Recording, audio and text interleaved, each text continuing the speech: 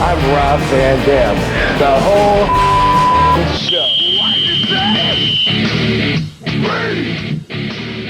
All right, what's up? What is up? It is Rob Van trash Dam. night. It's Rob Van Oh, Dam. dang it! Dang it! I was gonna surprise people, Rob, and Fonzie already. you blew it. Fonzie gave it away. Dang it! Dang it! Well, hey everybody, this is RVD, one of a kind with RVD, RVD and KT. Rob Van Dam. Rob Van Dam. He did give it away. You're right, Fonzie. Yeah. But yes, we're live, like I said, on rvdtv.com, on RVD's YouTube channel. So be sure to hit like, share, subscribe, whichever channel you may be on. But shout out to all the people in chat already. We got Maddie, who gifted a membership to rvdtv.com already. Jeez, Maddie. Maddie's the man. Maddie's the best. Maddie's the best. We got Triple E. You got We got Zach White. I don't remember what it was. Yeah, I'll show you. Oh, Maddie's got some good jokes. He Yeah, throws. It was some a good joke singers. in his sense, you know, like it was a Yes. joke. I said, "Oh, that's perfectly a." Okay, yeah, and it was a Okay. joke. He probably already knows it, but apparently there was an explosion at the Cheesecake Factory here in town, and the only thing left was debris. Oh my God. And it's cheese factories and cheesecake. She's. Oh, Oh. oh! Oh. I fucked up. I Oh, fucked man. up. Dang it! It wasn't Maddie's best. Maddie's had better ones, I think. And there was an explosion at the cheese factory. No, it's not Cheesecake Factory. No, it's just cheese factory because Oh. like brie is a type of cheese. I know, but isn't Yeah. is Cheesecake Factory not known for the cheese? It's just known for cake. No, just cheesecake and restaurant and just Oh, restaurant. son of a bitch! I don't even want to play this game. Dang it, Rob! Pressure. Have you done stand up before? Hate crime. Dang. Well, Katie and Rob, before we get to our special guest here today and are the main topic, happened to see that you guys had a baby shower with DDP. Yeah, Talk about that a little bit. Yeah. that was our first. We have 3 baby showers. That was the first one in Atlanta, and DDP and his wife Paige and Scotty Riggs went, and a lot of my family members. So it was super, super special. It was really awesome and beautiful day. Yeah, It DDP looked like a is neat such a good setup. friend. He was at our wedding and at our baby shower. Like the 2 Wow. days of our lives, he was there. Yeah, we were at their wedding, Yeah. and I don't know what else, but Yeah. yeah, yeah, and Scotty Riggs. Yeah. He's spirits are high. Dude's looking better than ever, you know, and it's cool to reconnect with someone like that because we were really tight in the sense that we were around each other a lot years and years ago, like early 90s, you know, to the mid 90s. And then, you know, in the wrestling business, after something like that happens, you guys are friends, even if you only see each other like once every 10 years or something like that. And being around Scotty is similar to that in the respect, you know, that we're always going to just be right where we left off, even if we don't see each other for a long, long time. But also, after hanging out with him, you know, it makes me want to hang out with him more and spend more time with him and not have as much time in between. Yeah, he was really funny. Yeah. He was like the life of the party. That was the first time I had met him, so I didn't expect him to have like explosive personality like that. So it was, Oh, Riggs? yeah, he brought really good energy to the party. And by the way, like, I'm blown away by how many baby gifts we are receiving. Yeah. Like every day, Yeah. every day, there's just boxes and boxes, and it's like we've always both been horrible at thank you cards, and that's like something I'm weak at. Like every year when my sister sends me a birthday card and I don't send her one, it just makes me feel like a piece of doo-doo, you know, like, damn, man, I'm gonna do better. I'm gonna get it this year, but I never do, and that's something I'm not really good at. But for this though, man, so many people that are even unexpected, like people that aren't like necessarily in our inner circle are happy for us, and you know, as Katie puts it, like our babies already got so much love. People already love them so much they're not born yet, and that's how it feels. So we're eternally grateful, and man, I can't save and open up the abundance of boxes and packages that we've gotten, but it's definitely gonna be helpful because the babies ain't gonna want for shit, as they say in the wherever they say that. Do they say that somewhere? Yeah. Thought so. They say it. I've heard it before. Yeah. I've heard It's I've heard them say every it. day is like Christmas here. It's overwhelming. Like our friends have really came through, and even random people like. But he was saying we're horrible at thank yous, but we're gonna get better because I'm so thankful for everybody and the thoughtfulness. I was like, I'm not gonna let We got a this big go list. unnoticed. We got a big list that Yeah. we're putting together to improve. What a great time to get good at something like that, showing appreciation. Yeah, And a lot of fans that just hand us stuff. That'll be harder. You know, we thank them in person, although some of them do put their information in with different stuff. But anyway, I just wanted to say that, you know, thank you to everybody. Yeah, thank you. It's incredible. Lots of love, positive energy, and that's all we want. That's all we handle here in the Van Dam household. You guys have a baby registry, right? Do you have something set up? Yeah. Is it? Yeah, that's right. Okay. Yeah. I'll have to get the link for it. I'll share it out. I'll share the link out too. Well, thank you.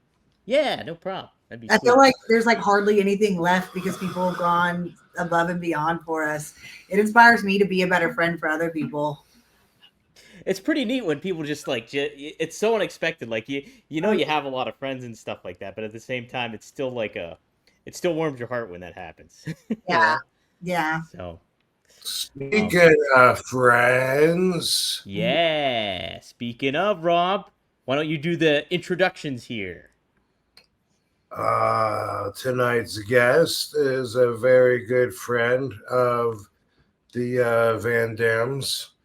We love Joe in this household. Filmmaker extraordinaire, cameraman, and more. That's an inside joke. But Mr. Joseph Clarke from fucking Backrow Studios, bring him on, dude. Boom, let's do it to it. We'll get Joe on here. Let's see if I can fix it up. Hey, good to see ya. I was laughing at Joe. the camera guy joke. That was good. Yeah, did you go to cameraman school or study under cameraman Grand Wizard? Real quick, I just have to shout out my friends, Kevin K, who you actually know him, Rob and Kitty. He took you guys to a show, and Harry. They texted me like a half hour ago. Not Kevin Kleinrock from Big Vision Entertainment, right? Fuck that. Trillion. Okay. But they texted me like a half hour ago saying that they were waiting for the podcast to start, and I was like, I'm sorry, Rob's eating tacos. Oh man, yeah. You know, and I told Katie, why don't we stay 6:30 from now on? And she said because then you'd be late and it'd be set. It keeps getting moved. Yeah. Yeah. Yeah. But he needs the pressure to get him together.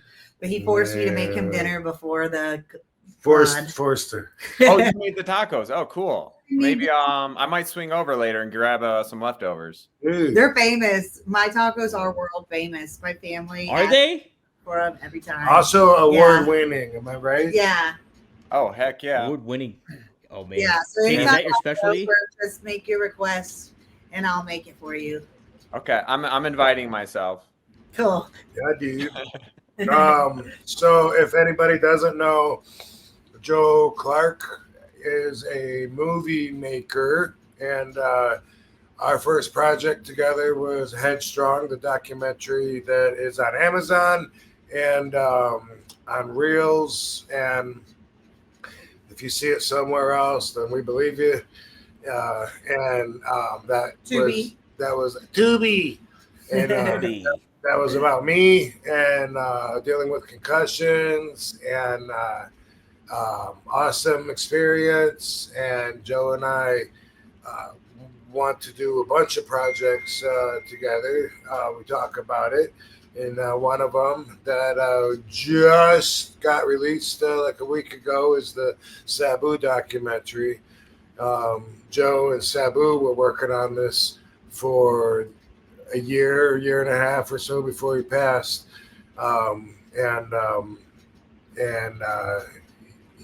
It was taking on its own life, but it's very organic, and it's out now on kinema.com. It's like cinema but with a K.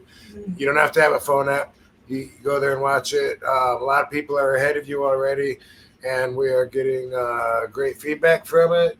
It really is going to bring you closer to the real guy than you've ever been before or ever could be. Yeah, Joe, how did obviously working with Rob and Headstrong and stuff, but how did you facilitate a relationship with Sabu and like kind of bring this to the table for him to kind of make a documentary about like this, him having his last match and following him around for this initially? Well, like Rob said, I mean, we were in the trenches with Headstrong, and Katie was part of that too. Like, I feel like I was in their lives for like 3 years, and putting that together was its own crazy whirlwind. And so since then, when you go through that kind of production and just that amount of work into something, you're always gonna be close after that. And so Rob and I, we always spitball different projects over the years. And about a year and a half ago, Rob and I were talking, and I threw out the idea of doing a documentary with Sabu, and he said, yeah, that would be great, but getting Sabu to commit to that might be a challenge. And so I threw out the idea to just kind of the three of us get together and just chat. And so we met and talked, and Sabu and I, we kind of clicked right away. We're both Lebanese. He could tell that I had like great respect for what he did and just wrestling at large. And then, Rob and I asked him like, well, we want to do your story. Do you have any hooks, anything you're looking to do? And Sabu said that he wanted to have one last match. And I remember Rob and I looked at each other. We're like, okay, that's the perfect thing right there, And so that was the spark that lit the fuse. And from there, that's when the crazy ride started. And yeah, it's been a whirlwind ever since then. Yeah. So I saw the documentary. I just finished it today. I told you that off air and stuff like that.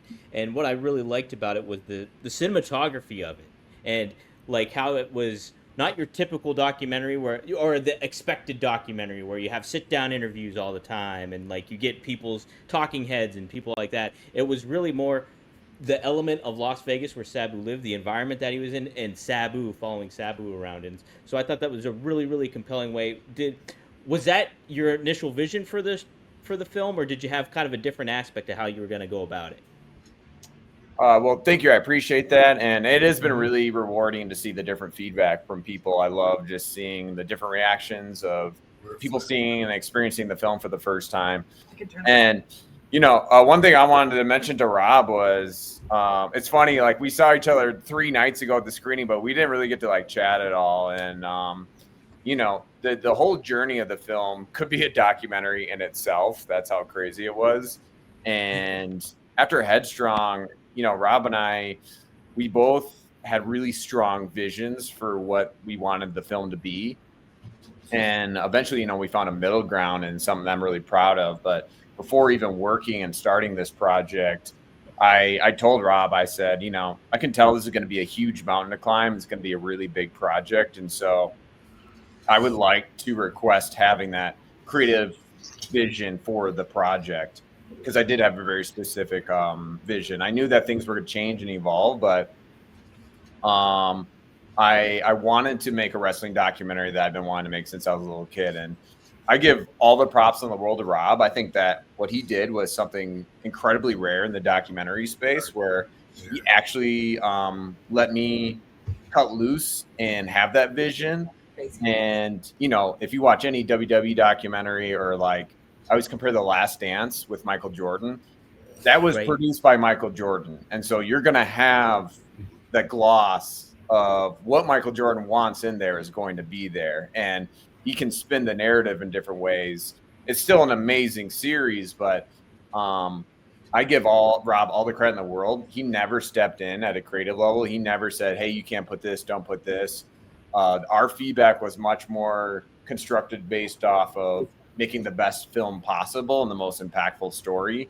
And so, Rob, like, I thank you for that. I think that's really cool. And that was very brave and vulnerable, especially for how close you and Sabu were. And to be honest, like, the first time I came over to your guys' house, I showed you and Katie the film, like, I was terrified because I knew how crazy the movie was. And I was like, there's no way that Rob's going to go for this for being the movie. And I was shocked when he was as supportive as he was. And I've been continually surprised, because even at people's reactions that I thought might not like it because it does go into different facets of Sabu, people have been like super supportive of it and have taken it to in a really strong way.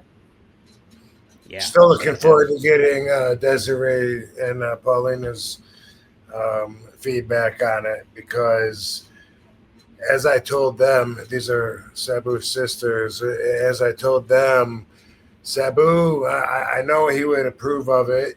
Hell, he had the camera on even during, you know, for any questionable scenes. Like, are you sure that should be in there? Because it gets pretty personal, and you see some stuff that, you know, a lot of people would opt to edit it out. And then when you come down to it, Sabu knew the camera was on him, and so he was cool with it anyway. But having said all that, I think maybe, if anything, he might think it's a little too personal, possibly, which I don't know, but I could see the family thinking that too, because it is very personal. I mean, you see the guy with his guard down, you see him sleeping in a hotel bed. How much more can your guard be down than that? You know what I mean? But you see him around the clock. You get to see what Sabu like 24 hours a day. And what's awesome is that, you know, you just, it's not about his whole career and all the ups and downs and stuff. It's about this guy on this day. You know, how did he get here? You know, where did he come from? All that you got to come to terms with by the guy that you meet in this movie. You know, you know, this guy is a legend, and here he is at this point wanting to have one more match, and how important that is to him, how important the fans are to him. You know, all the things that you really wouldn't know. You really, you know, without watching this movie, unless you're a really good friend of his. Otherwise, you don't get that close to him. Right, right. I was shocked at how open and honest he was about everything. I remember, like, the first time he's pretty intimidating if you don't know him. Once you get close to him, you understand more about who he is as a person, then he opens up more. But I was timid at first interviewing him because I was like, I don't know if I should ask about this or this. And I wasn't going for shock, just more respect for a conversation. And immediately I found out anything you asked him, he was going to tell you exactly how he felt in the moment. And that was something I admired. And we had like conversations where I'd be like, you are the most honest person I know, and I would love to adopt more of that in my life. And I asked him, like, do you ever get in trouble for that? And he said, oh, yeah.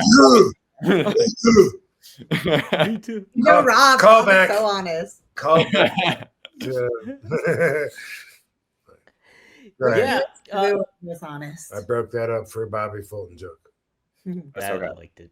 It's was okay. good. We haven't talked about Bobby in a while. But yeah, Right. So I know that he would be happy with this, and there is still room actually if No. for that movie that covers his incredible pro wrestling career, and starting when he was young and wanting to be the Sheik, and there is definitely still room for that. That's a whole different story.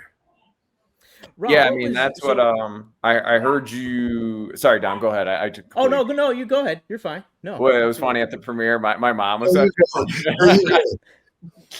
my mom was at the No. premiere, and she keeps asking me like, what does Rob think about the movie? What does Rob think about the movie? And I'm like, why don't you just ask him? You're gonna see him. Yeah. So I overheard you guys talking, and how you said that you would have taken it in different directions, and I think that's what stands out about him is that he has such a you could do a whole series on him.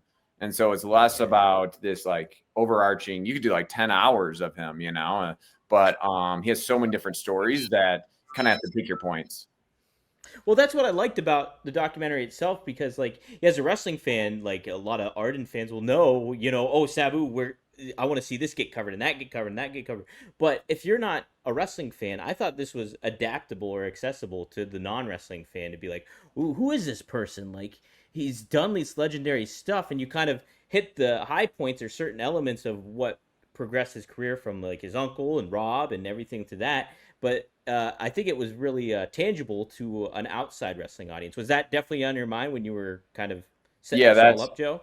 that was 100% intentional. We could have easily done an entire retrospect on his career, but I wanted to reach non-wrestling fans, and so it was more about introducing who he was and how he got to the point of where he was at when we first started filming. And then people will be able to kind of, even if you're not a wrestling fan, still enjoy it where you learn about him and then you kind of follow him along his ride. Because I think the rest of his story is so relatable to just, people in general. Absolutely. Yeah. Yeah, and it's not just there's different ways to tell a story, but listen to the fans tell you who he is, just by their reaction to him, that automatically fills a void, like, okay, obviously these guys respect the fuck out of him. You know what I mean? Like it's an interesting way to tell the story, because otherwise if he was just some nobody that hadn't been anywhere, the crowd wouldn't know who he was either. But without tell me you're a legend without saying you're a legend. Well, that's the thing too, is that, when I think about, like you said, Paulina or Desiree, like, sisters who are, they're beautiful human beings. And like, I'm sure they'll go through quite an emotional roller coaster watching, some of the things. And one thing though, that I reconcile that with is that at the end of the day, Rob and I were there in his last chapter when not a whole lot of people were like looking to tell his story. And so I feel like we kind of earned those stripes by like sitting in that fire with him, no pun intended, where he would, we got to tell his story in a very cinematic, high quality way that he had never had before, that I hope serves as a big legacy piece for him. Yeah, I think this is like a long lasting kind of thing that I think, expands outside of the wrestling bubble, and is like just a raw kind of document, like just the environment. Like I said, the capturing the vibe and the life of Las Vegas and Sabu living in it, I thought really translated very well onto the screen for that, and the decisions you made in that. And I think he will. I think he would appreciate the film. We had a conversation where, because people before the film was even released were comparing it to The Wrestler, and The Wrestler kind of has this stigma of being like kind of a downer, dark film. And I told Sabu, I was like, "Hey, I'm kind of getting vibes of The Wrestler for this," expecting him to be like, "Oh no, I don't want that." But instead, his response was, "Oh yeah, no, I want that. I auditioned for that movie. They took my ideas for that movie." No shit. He wanted to be a part of it like that. Yeah. How about that? That's Rob, from a thought process too, and Joe mentioned it, like that you mentioned it last week too, that you had your own vision for maybe what a Sabu documentary would look like. What did you initially envision, Rob, that you wanted maybe differently initially for for the documentary? It's not so much like one big navigational direction. You know, it's more like just, you know, when Joe and I worked together, a lot of times we would do two different things, you know. So like with Headstrong, we were just learning to work with each other. And I know a lot of times Joe just wanted to get the job done because I was like so persistent and nitpicking, because I'm feeling the energy, and like he's got the education of the filmmaking, and I was feeling the energy, and I was like we have to end that song before we go into the next one, you know, and then it's got to fade in. That's the way, you know, we're gonna feel it. Like boom, it ends, and then it fades in slowly. We're on the beach, and he had to deal with so much that it was eventually, you know, like, okay, you know, what are the 10 most important things? That's all we're going to change, you know, and because he really wanted to get down. But so there was a lot of that. That's what he wanted to avoid a lot of with this. And a lot of it is just preference, you know. Any preference either one of us is going to be biased on, because it's our preference, you know. But for me, like, I'm totally was using the energy guide, like for everything, like feeling the energy as is perceived when I'm watching the product. And we only have so much to work with too, you know, when it comes to music and stuff like that. Sometimes we got to use stuff and put it somewhere because it's the best choice out of what we have, even though it may not be, you know, excellent best if we had other options. But you know, as far as a lot of that goes, we just, sometimes I would go left when he would go right, and we're gonna get there either way. He tends to, in my opinion, favor more of an artsy kind of feel, you know, which is cool, and that's, you know, what you get when it comes across that way. But I think that's something, that's a perspective that I probably don't have as one of the more dominant qualities when I'm thinking of putting it together, or even just, you know, like I said, how it's perceived, you know, like for something like this, you know, of course I'm protective of Sabu, you know what I mean? Like, but I'm not going to be more protective than he is, you know? For sure. So it's like, dude, are you sure? I don't know if we should have shown that fucking shot of swamp water that he took in his ass, but he did it on camera, you know, like right in front of the camera. And that's his story that he's telling, which is very, very important to him. So a lot of decisions go into weighing out shit like that. And I think, you know, that's like I said, I think that's such a rare thing, especially as a producer on a film like this. That's why this film is so special to me personally, is regardless of what happens, you know, success wise, like the fact that you gave me that space to achieve that vision. If I never make another film again, this might be the most successful for that reason. And I'm shocked at how far it got with that vision intact. And so for you to support me and have my back in that, even if, you know, we might differentiate on some stuff, that was like super cool of you to do. And for that, I'm like forever grateful.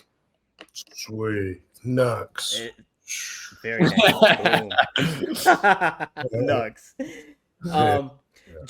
Joe, was there any elements that you felt like kind of uncomfortable putting in the documentary that did make it, or how did you navigate that with your values and stuff like that when making the film?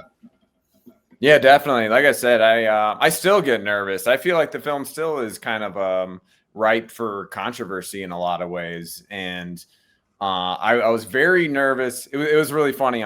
One of his good friends, Jim Hellaby, who is a really cool supporter. He was a big fan of Sabu. They became friends. And for weeks leading up to the film's release, he was just hyping it so much and posting every day. And he hadn't even seen a frame of the film yet. And he was like, this is Joe's masterpiece. This is amazing. And I'm like, oh my God, dude. I think you better temper your expectations down.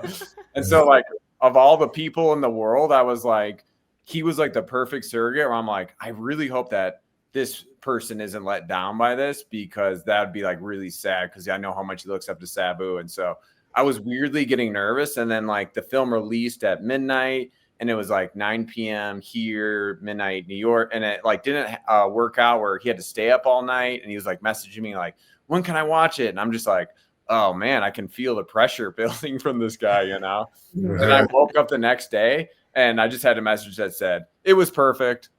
and that's been something that's really, really cool to see, is that Sabu has probably the most intense and unique fan base I've ever seen for anyone, where he has a legion, like an army of followers.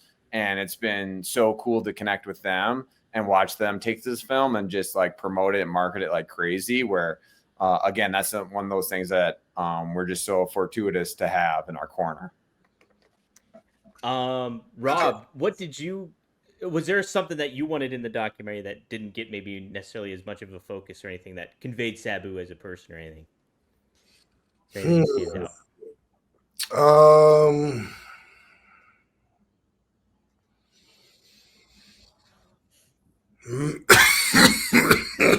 If there was, then it was Sabu feeling like he was at his best. That would have been cool to capture, you know.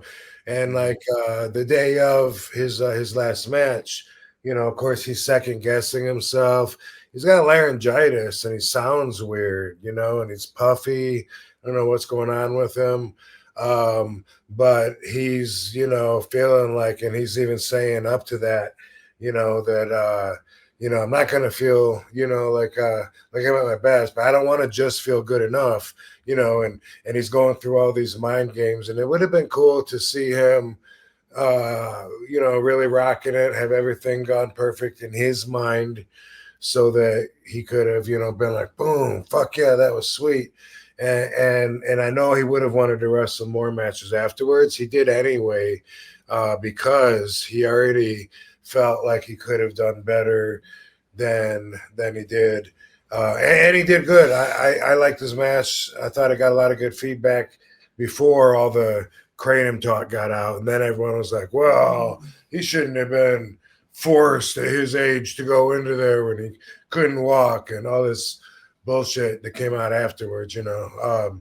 All that you see in the movie too. It's funny when they super glue his feet, by the way, because he really needs a pedicure, and his feet are so chapped that I can't imagine the super glue is doing anything. You got cracks in your super chapped foot, and then he super glues it, and whoever did it is like, does that feel good? And he's like, yeah, no, that feels better. There's no way you felt that, dude. Like that thick ass chaps. That's what I was thinking too. I was like, how does he feel that? No way you felt that. No. I gotta say too, for the last match, Rob, I don't know if you remember this, but we had a conversation a couple months before, because I had watched Sabu's matches from the last few years, and they were pretty rough to watch. And he knew it too, because he's very open and talked about that. And I remember thinking, I know we're making a good film, but I'm very nervous about the quality of the last match to make him look good. And I want him to feel good about it. And I remember talking to you of like, basically we're trying to come up with gimmicks, either with the camera, or we even talked about not showing the last match, almost like the wrestler does, where he walks out and it cuts the credits. Cause I was like, how are we going to make this, like, how are we going to pull this off? You know? And to be honest, and I told Sabu this later on, I didn't have a lot of I was very nervous that it would be one of those like, we're watching Father Time past his prime, and it's kind of just like a sad thing. That was my expectations going in. So I was thinking of ways on how to film it to help, almost like a Paul Heyman, like cover up, you know what I mean? And like make it seem better than it was. And I have to say, I was completely blown away by his performance that night. And I think that he hit a level of artistry that he was already a legend, but to see and be in that moment, and I think the way that's captured on the film, I think it's one of his best matches ever, just for the emotion and the lead up to everything, with the crazy bumps and just to everything he put into it. It was a complete spectacle, and I think he knew that, and I was happy I got to tell him that, and he felt it too, and I knew that yes, he wanted to keep going, but I think he knew he pulled a rabbit out of his hat that night. Yeah, everybody talking about the match all weekend at WrestleCon. It was like the viral thing of the weekend. I told Rob that and Stone Cold driving the 4-wheeler, the most talked about things the whole weekend. The most talked about. Well, that's too. Maddie makes a super chat asking me like what I thought about it live, and yeah, you guys nailed it. Like Joe, it was like the spectacle of everything, how they set it up throughout the venue itself, the Pearl Theater, was really a Hammerstein-esque like to me in a lot of ways, and Sabu, him showing up and then having that brutal kind of match, but hitting these highlights that really harken back to ECW at the same time. I thought it was the match of the weekend. Honestly, I really did. And like I went to WrestleMania. Well, I saw WrestleMania like on television and stuff like that, and I was like, nothing compared to the Sabu, like the environment that whole match created. So, yeah, I thought it was the best match of the whole weekend, to be honest. So, it's definitely. Yes. I would think one of the best matches he's had in years. And so, like even before he even pinned Joey Janela, he was already wanting to do it again. I saw him in there saying, trying to like he didn't want to pin him. He wanted to call it and didn't want that to be his last match, and I can't say exactly what he was thinking when he was doing all that. That's the way I took it. But I do know from talking to him afterwards, he was like, it was good. It was good, but I definitely got more in me. And then he was saying he wanted to work with me, which we talked about maybe making it a barbed wire match to make it special, just because I haven't been in one. But he liked that idea a lot more than I did. I bet.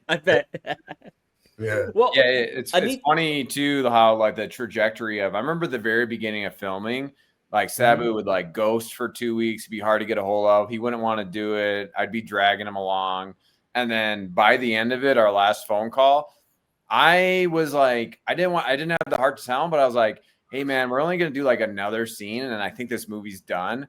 And he was like, no, we got to go to Japan next. That's the next match, so that's part 2. Yeah. Part 2, Neil. Well, I thought what the documentary did do too was dispel a lot of that wild speculation of the kratom stuff, the hotel, what Sabu's demeanor was like in the hotel, everything to that effect. Like, I don't think it was erratic. To what Rob was saying, it was like he was nervous, and I think it dispelled a lot of that misconception that got online. And so I like that aspect of the documentary too. It's like take that on social media for everything. Everybody trashing Joey Janela, everybody trashing like the quote unquote irresponsibility of GCW, where it was just it was Sabu was nervous. That was a lot of part of it. Yeah, something some people pointed out. The only person you see giving Sabu kratom is me. Yeah. That's hilarious. Yeah. That is true. It's true. Yeah. So, Joe, was there initial worry too in that scene? Because I was thinking about that scene where Rob was giving him kratom. Was there initial worry that people were going to jump to conclusions when you had that in the documentary after the fact?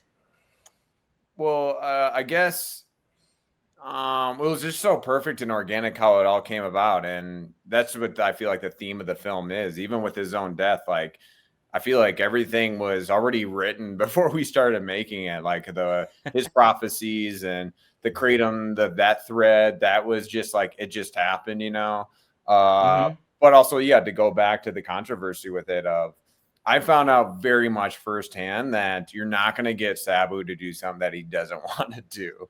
And like, no matter how many times I would text or call him to be like, hey, let's like do an interview, let's film or something, like, unless he's ready to do it, then he'll do it. Otherwise it's not happening. So everything he did was where he was at, and he was in control the whole time. Okay, that's good. Yeah. No, I thought that it would touch upon a lot of elements that people were like complaining about or asking about, and I thought it got addressed really well in there too. So, I mean, definitely we were. My personal goal, I think Rob was too. This is where we were aligned: is that we wanted to make something as authentic and truthful as possible. And so, yeah, there's a lot of ridiculous and absurd, over the top scenes in the film, but it's never us going out of the way to, you know, make it dark or exploitive or anything. That it's just, this is what is, and this is who he was, and this his truth in that moment. Right. Maddie, I mean, Rob, this is a question more for you, so I guess. Maddie, thanks. Did Sabu ever realize his impact was Hogan's status? Do you think Sabu was kind of aware of how much value he had to the wrestling world? I don't think so, really. You know, I think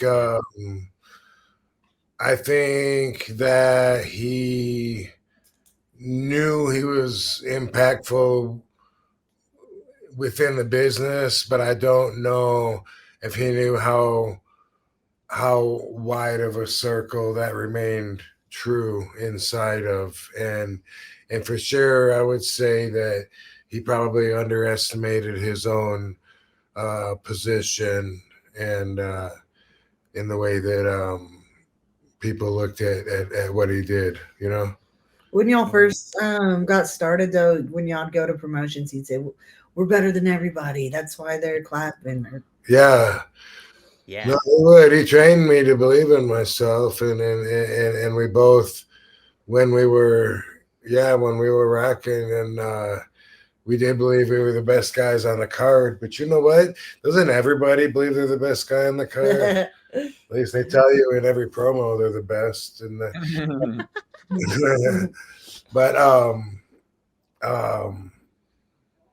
but it wasn't like, I mean, Hulk Hogan's, you know, that's you know, there's several $100 million space between those brackets there, and he's I mean, Hogan's like the god of wrestling, so you be a hardcore Hogan.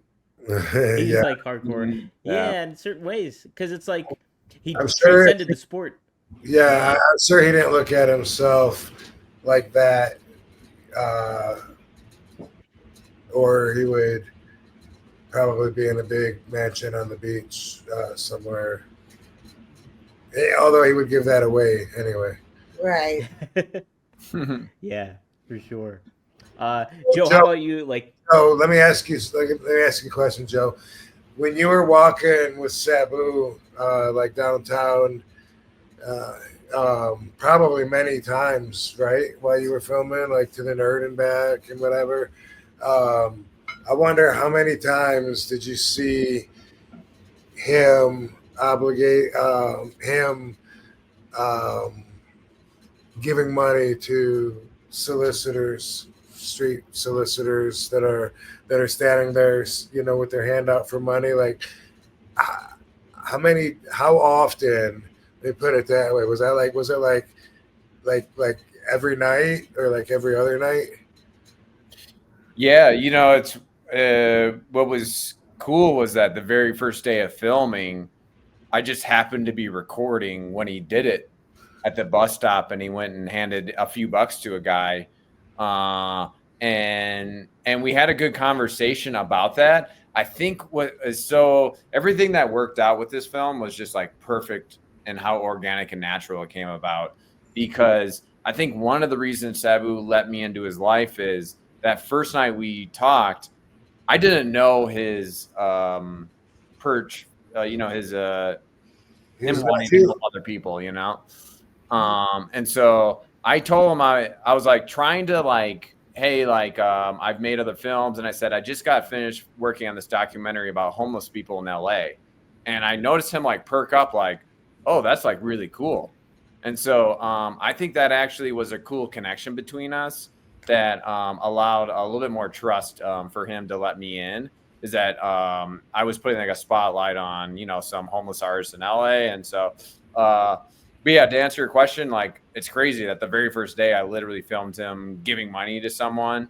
And yeah, in some ways, it's almost like he had a direct bond with homeless people, for lack of a better word. And that one makes it in the movie.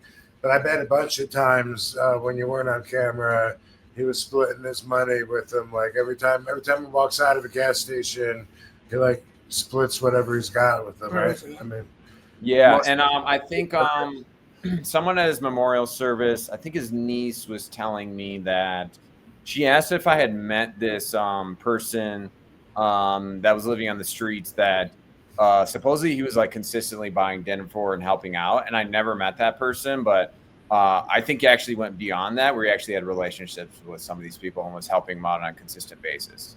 Yeah. Wow. Joe, what is the documentary you did on the homeless people? So that one's not released yet. It's called Homies. We actually filmed it before this, but if I follow like a homeless rapper through LA, Chris Brown is in the movie. It's like a crazy journey, and so yeah, hopefully it's wild. Since the time we finished that, I have filmed and completed and released this film. So Wow. that's just how the movie business works, I guess. Well, what inspirations, I guess, did you pull from whether it's other documentaries or other films, to kind of give the aesthetic and the feel that you got with the Sabu documentary? That's a great question. I'm going to like volley it up to Rob. But so I was 10 or 11 when I saw Beyond the Mat and Wrestling with Shadows. Those were like a huge influence on me. And I remember them feeling like edgy as a kid and like more real than even the wrestling I was watching on TV. I guess Rob, you're in Beyond the Mat, correct? Like during the Paul Heyman when he's like backstage giving the speech and stuff. Yeah, I mean, What I guess what were your thoughts on those two films? Like, I'm sure you were just in the thick of your career, but did you notice them? Was that like a talking point? Those two documentaries. what was the other one besides Beyond the Mat? Wrestling with Shadows, the Bret Hart. Oh, The Bret Hart one.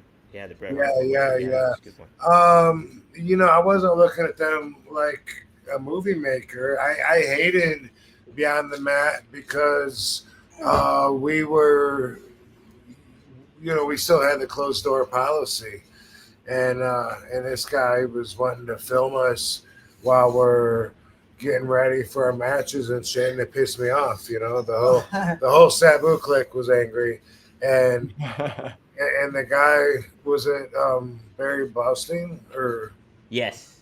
was that the guy got sabotaged probably more than he ever knew, because like when he would leave like the camera, it was a big ass camera with VHS tapes recording on it, and there'd be a stack of VHS tapes or whatever, and some of the guys would be on a mission to sabotage him, and they grab some of those VHS tapes and like put them in holes in the wall. They go, Oh my God. yeah, they go between the 2x4s beyond the yeah, All his work on the yeah. Man. Like when they remodeled the ECW arena, 2300 arena, they had some VHS tapes in those walls. It probably worth something, but I would love to watch that. I don't know if they ever Could you looked at imagine? them. They probably just threw them away That's- without looking at them. But yeah, and then when I saw the movie, I thought it was so good. I wish that I had participated in it a little more without blowing kayfabe the way they wanted me to.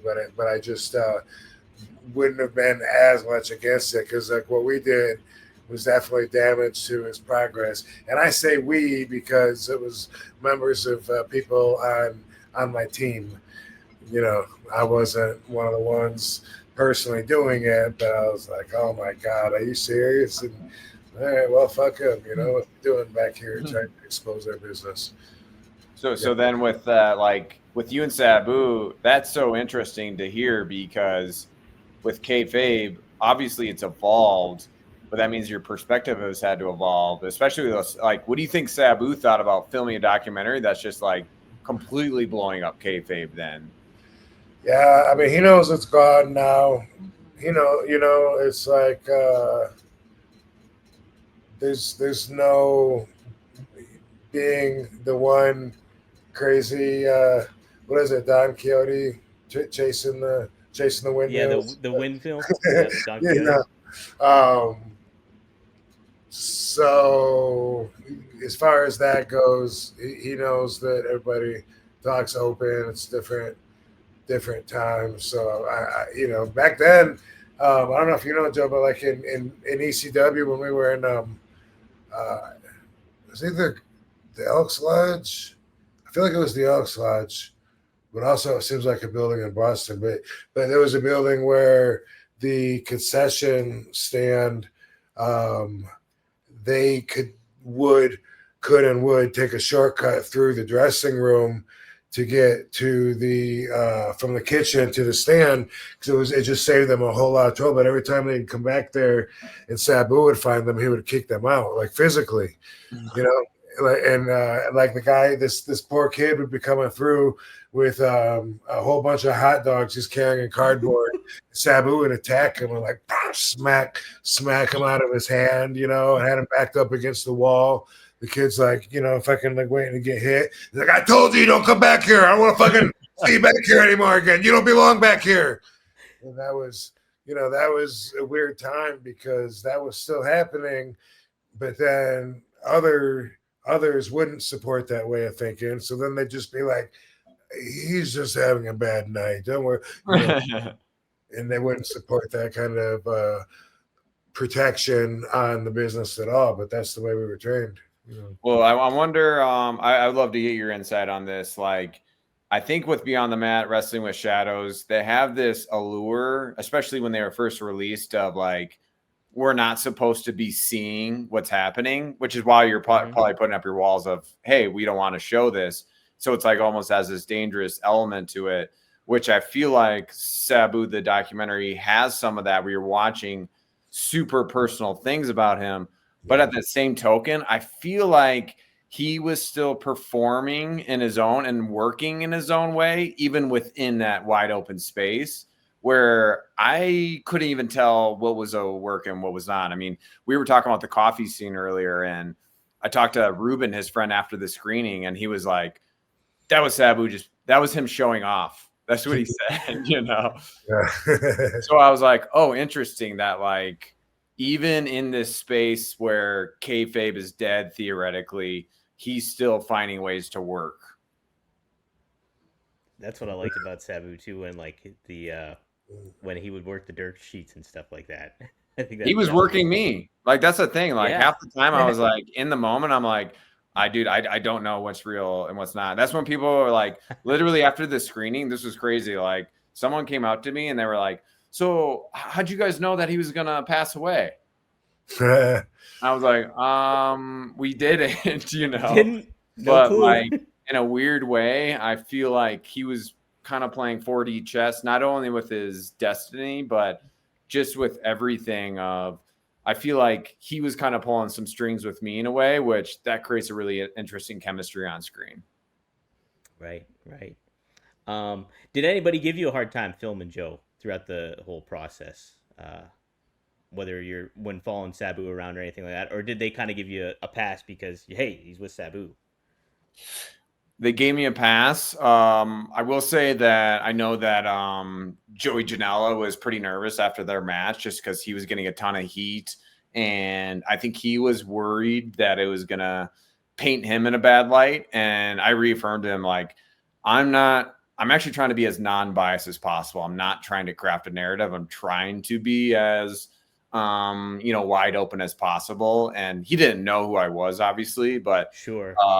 And so I think he was a little tentative and timid about that. But once he watched the film, he loved it. He said it was great. And yeah, and he's been super helpful in just promoting it. And so, yeah, I think just because of the reverence that people have for Sabu, it's created people going along with it and being open to us filming with them.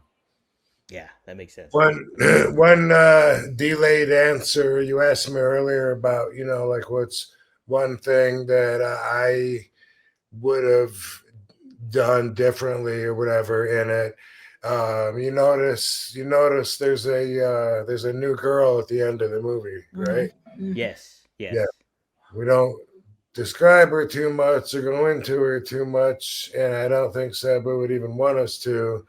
But obviously, you can see that he was trying to, make things work with what he had, and I think that it does tell that story. But I think I could have done without seeing her face as much as as we do. She's horrible. Oh, okay. So that's I met her briefly, when I was in Vegas, but yeah. So it didn't seem like she seemed a little all over the place. Made it very challenging for all of us to deal with getting Sabu's things and Really? yeah, and every step of the way. So we learned to have feelings on her, not based on what anyone told us or whatever. We learned firsthand, and as did Joe. Oh man. Yeah. To appreciate her for what she is and who she is. Well, cool. Yeah, no, it was definitely obviously a part of his life at that moment in time. So it's like, yeah, it makes sense that it's in there. But yeah, it's unfortunate she gave you guys a hard time, but all you guys a hard time. He never introduced me to her, and I've been around them, 2 or 3 times when they were together there towards the end, and he didn't introduce me to her, so I didn't even talk to her until after. Oh, really? Okay. Yeah. Wow. Yeah. I just met her. I mean, I think it's one of those nerd. things where it's messy, and it was. I think that they were both doing, whatever. It was messy, to say the least. Mm-hmm. We didn't gloss it, and I think in some ways too, like if you put a spotlight on all of our lives, like you can find some relationships in my life that are just as much of a train wreck, And so I think in a weird way, like the easy way would be to construe something one way or another, but even with her, I didn't want to just. I think it would have been easy to edit things one way or another, but I think that it's non-biased across the board, even though Exactly. Rob, have certain preferences. I do think, well, to your point, with like Joey Janelle was concerned with what it was, but like I thought it was a completely unbiased look, and the viewer themselves can make that assessment about it. And yeah, that's the kind of the vibe I got from her too, Rob. Even before you guys, I didn't know that you had that much like tension there. But even then, like on screen, you can see like there's like a fight scene between them. Yeah, there's a little fight scene, and it's real. Yeah. Yeah, in the kitchen. In the kitchen and stuff. But yeah, it's organic. It is what it is, and like I said, you could see he's dealing with what he's got. What he's got right now in his hands, and at the same time, he's kind of saying that he's ready to go be with Melissa and his mom and Sheik. Yeah. No, it was just very well set up, and I think, you can painted a whole portrait, and I think it was, I think you hit the mark there, Joe, for sure. Awesome, I appreciate that. Yeah, you're welcome, man. Let's look at some more super chats. This was an early one from Maddie. What do a gynecologist and a pizza delivery person have in common? Both of them get to smell the goods, but neither of them get to eat them.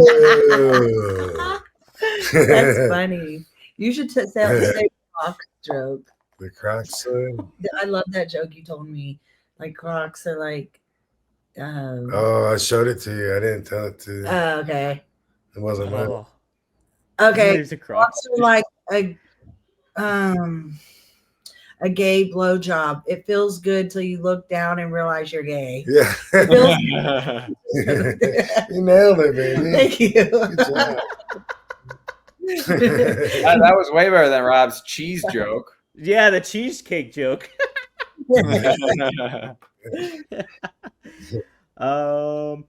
Maddie adds, Jordan never called himself the GOAT. Sabu is our GOAT. Yeah, true, Maddie. Oh. True. Gotham City Comics. This would probably be a question for later on for you, Joe. But he does ask, can we buy a physical copy somewhere? Not yet. I know that much. But Joe, would there maybe be plans to later have the documentary be on like a Blu-ray or DVD or anything like that? Yeah, so we're not supposed to officially announce, I don't think yet, but we do have next April. We'll have a special collector's edition Blu-ray coming out. And also what I'm personally most excited for, I've been bugging Rob, but he's like, I don't want, why? But I'm like, dude, we have to do this. But there's also going to be a VHS collectible. That I'm really excited about. I'm pumped for that. Dude, I will totally buy that. Yeah, for sure. I think a lot of people would. I had someone offer me, they said, I'll pay you to convert the movie to a VHS for me. So the market is there for sure. No doubt. People want that. Dominator? I do. I have one over here. It's not set up, but I do have it. I don't even have a VCR. I just want the tape. I don't know why. I just want a tape of it. Yeah, like I wouldn't even need to watch it. I'd just love to have a VHS tape, the physical copy thing. Nice. That's awesome, though. Good idea. Let me see. I want to make sure I get all the good questions out here. Shout out to Dirty Dick Flair, who's been in the chat too, adding some stuff about some things too when it comes to. He said Joey Janela was pushing for the last match narrative. Sabu said from the get-go it wasn't going to be his last match, so he definitely had more planned, right? And I remember seeing Sabu after the fact, and like the day after, he's like, "Yeah, that's not my last match." He was saying that the closer got towards that match, the more he was just like, it's one of my last matches. Yes, one of my last matches. Yeah. So good stuff. Cool. Hey, we didn't play the trailer. Do you want to guys watch a trailer real quick just for so fans to check it out? All right. So here is the trailer for Joe Clarke's Sabu documentary. Check it out, guys.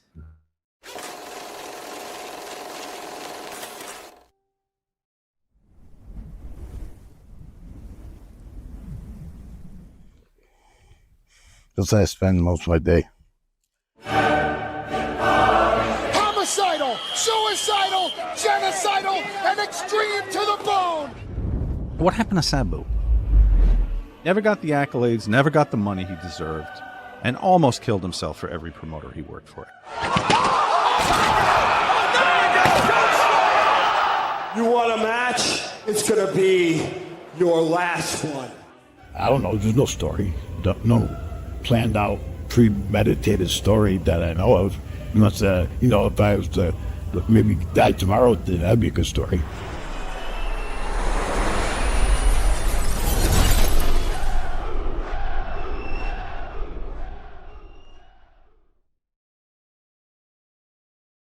Heck yeah.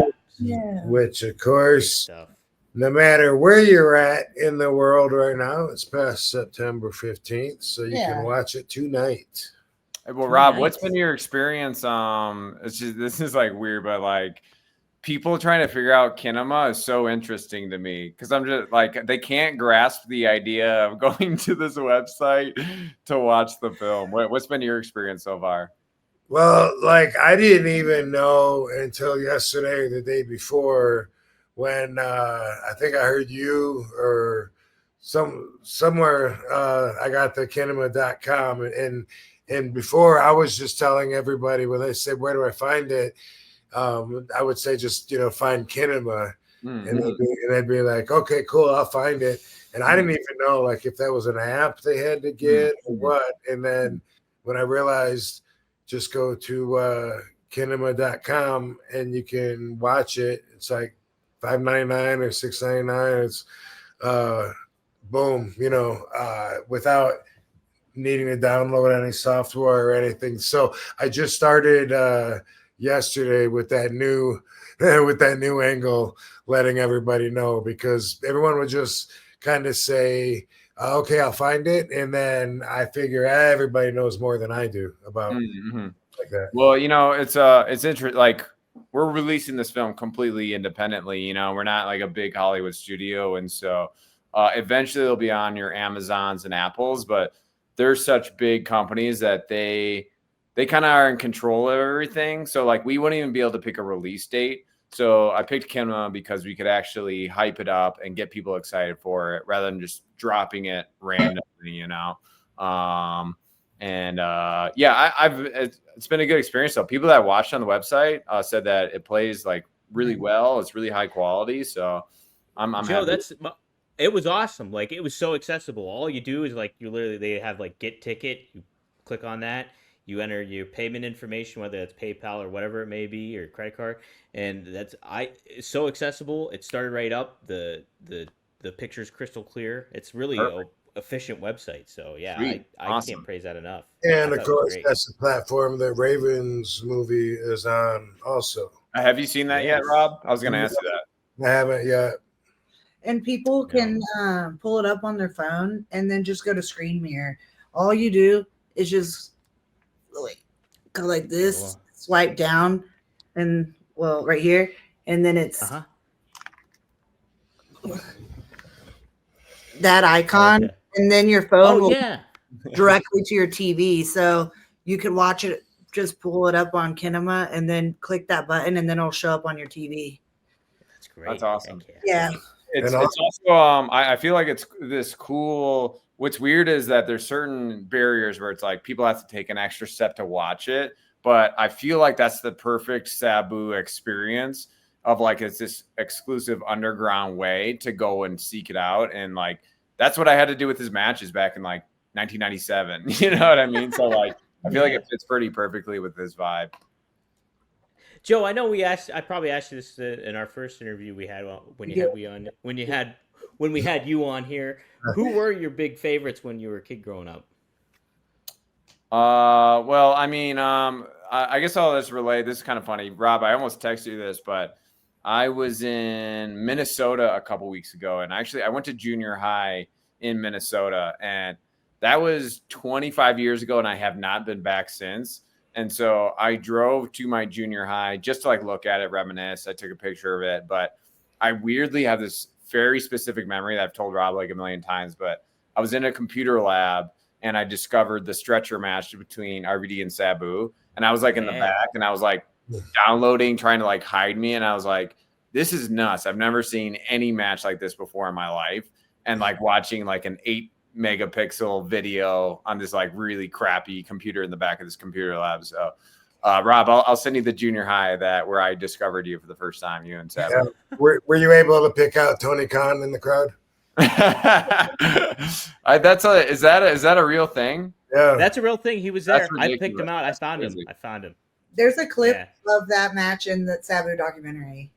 Yeah. Oh, when he hits his legs. And, I remember seeing that for the first time, being like, when he hit his legs, it's like one of the craziest things. The suplex, people, Rob flipping onto the stretcher. Like, I remember my mind just completely imploding while watching that in junior high. Yeah.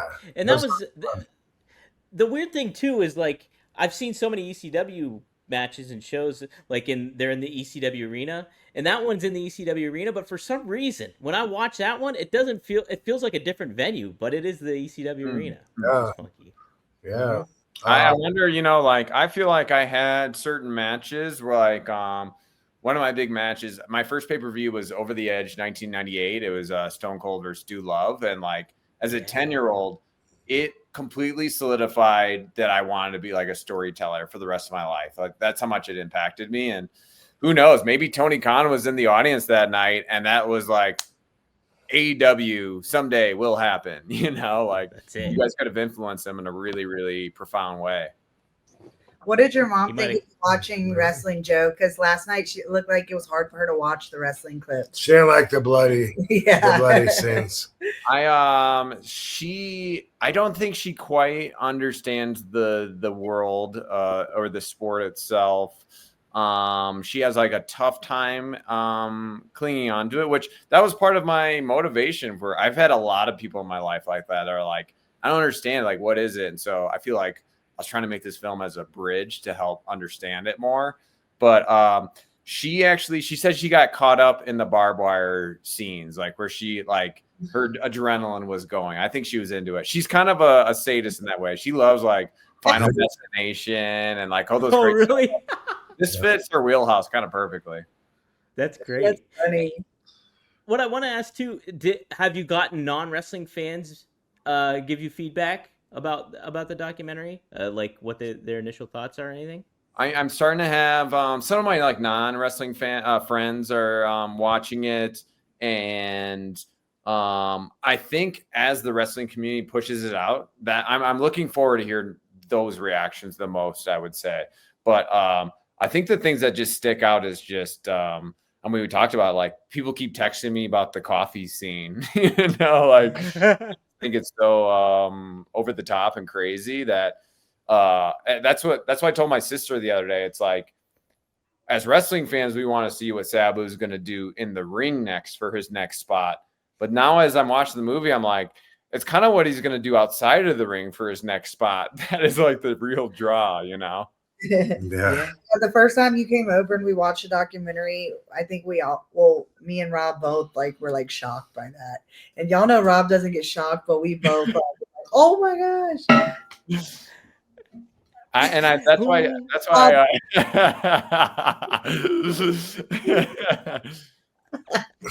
I think though that is that Sabu's performative style. I think that he might have been trying to pop Rob in the moment. Who knows? Rob, He's like, Rob's gonna see this someday. He's gonna be like, what the hell? What the hell's this? My favorite kind of scene, I guess, and I told Rob this last week, was the where they're riding bikes together. I love that was that was so cool. Right. Can I say the line, or is it giving it away? Say it. Oh, okay. Well, I loved when he said like that he loves hanging out with Rob and people seeing him with Rob because he always like brags about their friendship. That's not exactly what he said, but that's what it meant.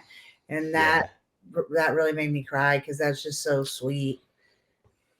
Yeah, I love their friendship highlighted in the film because, and this is where as a fan I get to mark out, like when it's just them hanging out talking, like that's almost that's the most interesting kayfabe break because it's literally just two friends hanging out. Like I liken it to like kids in a sandbox, just like chilling, like, and I feel like that energy gets across big time where, I mean, if you would have said 20 years ago, there's a scene in a movie where it's RVD and Sabu and they're just smoking a joint hanging out, you'd be like, that's the best movie scene ever. Right. Yeah, it's really special. Well, what I liked about that too is that touches people on a human level. Like a non-wrestling fan, if they see that, like that initial way that you kind of set that up, not that it was set up, but like presented Rob and that friendship with one another, I was like, oh man, a non-wrestling fan's going to be able to associate with that and be like, those guys have been friends forever. And like, and then that carries on throughout the whole documentary too. You see that. So I like that a lot too. I got emotional at the end, I will admit. Yeah. I got emotional. Most people are. I remember, I mean, I was getting emotional before he passed away watching it, and I couldn't quite put my finger on why, but like you could just kind of feel his sadness coming across, and you want to help him because he's just like a really nice guy. And then after he passed away, it just becomes that much more depth filled. Where, I mean, I'm proud and honored to be associated with that emotional depth because I think that reaches a lot of people. Right. Anything that you wanted to do that didn't make the documentary, Joe, in particular? I was actually thinking about this today. This is kind of a crazy story, but I'm going to tell you guys. Okay. There's a Nude scene. The nude camera Oh, guys. the nude scene.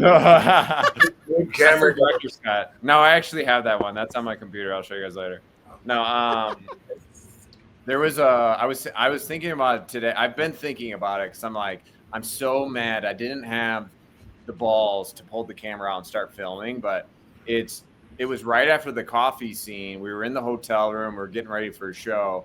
And we were in the middle of New Jersey, and I didn't have a car. And he wanted to dye his mustache, his hair, and his eyebrows and stuff. So I had to go to like 3 different CVS's to try and find like a specific brand of something. Took forever. Got back, and this is where, like, anytime he gets close to a show, he's very anxious and hyped up and just like all over the map. And so he starts he's put on like the dye like all over, and he looked like the Joker. It was so funny to film that. And like he was running around being really chaotic, and I was like, I didn't know, I was like nervous to pull the camera. I thought he'd be like, don't record this. But to this day, that's my biggest regret. I think that would have changed that scene alone would have changed the complexion of the film even more drastically. So I'm kind of upset I don't have that. That was an amazing moment. Oh man! Oh, you didn't want a chair to the face. He might have. Yeah. Right. Let's see. No, that was just great stuff. Tony said That's funny. Just did something else. Yeah, Tony just said there was dye everywhere. Oh gosh, I can That's hilarious. Yeah, we ruined so many hotels. Yeah. Told you. That's Holy funny. smokes. Well, who else in the wrestling world would you think would make a fascinating documentary piece too, Joe? Is there anybody else that really stands out to you? What a fascinating subject that would be. Well, maybe not a wrestler even, just like a topic of wrestling too. My dream is Jackie Chan. Really? That's my guy. That's yeah. But I feel like I'm sure you guys have heard this. Like, I feel like the universe has randomly been throwing Mike Awesome at us. I don't know if that's just I don't know. I feel like that's a really powerful story. And then Rob texted me. I actually don't know that much about her, but Kimona. I think that just seems super compelling. I don't know very much about her at all. Rob, maybe you can tell me a little bit about her. That actually was a joke. Oh, really? Yeah. Oh, dude, it sounds awesome. From ECW. Yeah. She was so Kimona sexy. Like so many girls pretend. I just said that because she was hot. Yeah. And Joe likes Asian women, but she for anybody. True. Now you know why I want to make this film. Right. Hey, let's say. She like so many girls try to be sexy, but she really was so sexy. Her dance moves, her body, she had it going on. Hell yeah! Organically, without I made a clip. Too hard. I made a clip of that. I made a clip of that story that Robin told a story about Kimona Wanalea with oh my gosh, Dreads last week. Dreads, and so I was like trying to do. I was making a YouTube thumbnail, and I was like, Kimona Wanalea, and I like type it into Google, and I was like, holy smoke, she's attractive. And I'm like, so I took some extra time making that edit. So, it's pretty Rob, I'm just curious, just for kicks on air, what story hook would you, as a friend of Mike Awesome, what would you find the most interesting, just off the top of your head, an angle for it? Would it be a retrospective, or like, how would you tell that story? I'm just curious. I think the fact that when I think about what you just said, I think about his career and his ascension as a superstar and how he only went up so high. But I feel like just showing him in the ring and showing the way that dude did it when he was in beast mode, I think that alone,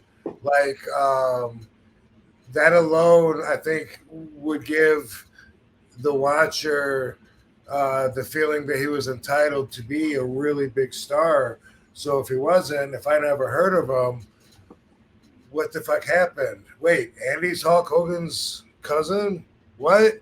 And what else about him? Like, wait, let me see. Man, this guy looks fucking amazing. What happened to him? How come I don't know? How come he's not, in WWE at the top right now? He fucking hung himself. You want to hear his story? And I as dark as this is, and Rob will say that I make artistic choices, but I think he also say that I tend to go darker in some routes, and like, you know, I would say that, like, yeah, that's kind of an enticing draw of what makes it really interesting too. You know, I don't know much about the story. I read a little bit about it. And is the Hogan cousin thing, is that a shoot? Yeah, it's through Boulder, Horace Boulder. So Horace Boulder is, I guess, Hawk's nephew, and Horace Boulder and Mike Alfonso are cousins. And so, yeah, I mean, it's one, you know, like as far as like, you know, catching somebody's attention, it is a true fact. But that with seeing him in action, I think alone is enough to say like, wow, this dude's, you know, awesome. Like why is he not on top of the world right now? And then why just from your perspective, yeah. why do you think he did not break that glass ceiling? Like, what, I'm just trying to wrap my head around what we would like dive into. Like, what held him back, would you say? Well, I think the fact that he ended his life pretty much, kind of shut down any opportunities that he could have had after that point. You know, so you think if that he would have broken through? You're saying eventually? Yeah, and when I think about, you know, back when that happened, where I was in my career, I was still on my way up. You know what I mean? Like we can look back at ECW, like we were in our prime, but we weren't. We were still on our way up. We were still making a name for ourselves, still, you know, putting everything together. And then, you know, Mike was a part of that with WWE the first couple of years. What was it, 2006? Probably 2007 was probably when he died, probably around then. I think you're right. Yeah, around then. And yeah, when I just think about where I was being on top, sure. I mean, that's where we were with that. That was our time to, you know, maybe even a little bit more down the road, you know, to get even more respect, especially when you look at, like, when I was there, some of the guys that were so far underneath, like Dolph and like Kofi. There was a bunch of guys like that were just like, they were just down at the bottom of the card, you know, and then eventually, just from being there long enough, boom, those guys are main eventers, getting the main event spots and stuff. Mike, Drew McIntyre. Yeah, same thing. Yeah, same. Drew. Yeah, that's a good one. Yeah. And Joe, so I'm saying absolutely Mike would have been way ahead of them because he already had all the superstar quality and everything. And so, yeah, I think, but I mean, there was more to it than that because they did make a joke of him in WCW. I don't know what that was. Yeah, I was going to say that. Oh. Because they made up like the fat lady's man, or that 70s guy. Yeah, I don't know. He got paid big time to go there, but like they didn't use him right at all in WCW. It was just, he could have been a world beater. I don't know if that was a rib or what. I don't know. I don't know either, but yeah. But we were still early enough in our career, though, where I definitely think he would have got his flowers. Yeah, absolutely. Yeah. And man, that match he had at One Night Stand with Masato. Yeah, I was going to mention that. Instead, he's pushing up daisies. Who was he? Who did he wrestle at One Night Stand? Masato Tanaka. Oh, cool. Yeah. Yeah, it was a wild match. Wild match. That would be fun to talk to Tanaka about him. Yeah. Heck yeah. Well, Rob, you also made mention too how much he loved his kids. Oh, yeah. Big aspect to him. That was one of the biggest things about him because he and I rode together a lot, just he and I in the cars down many miles of highway and had a lot of time to talk. And that was consistent with him, as he missed his kids. He loved his kids.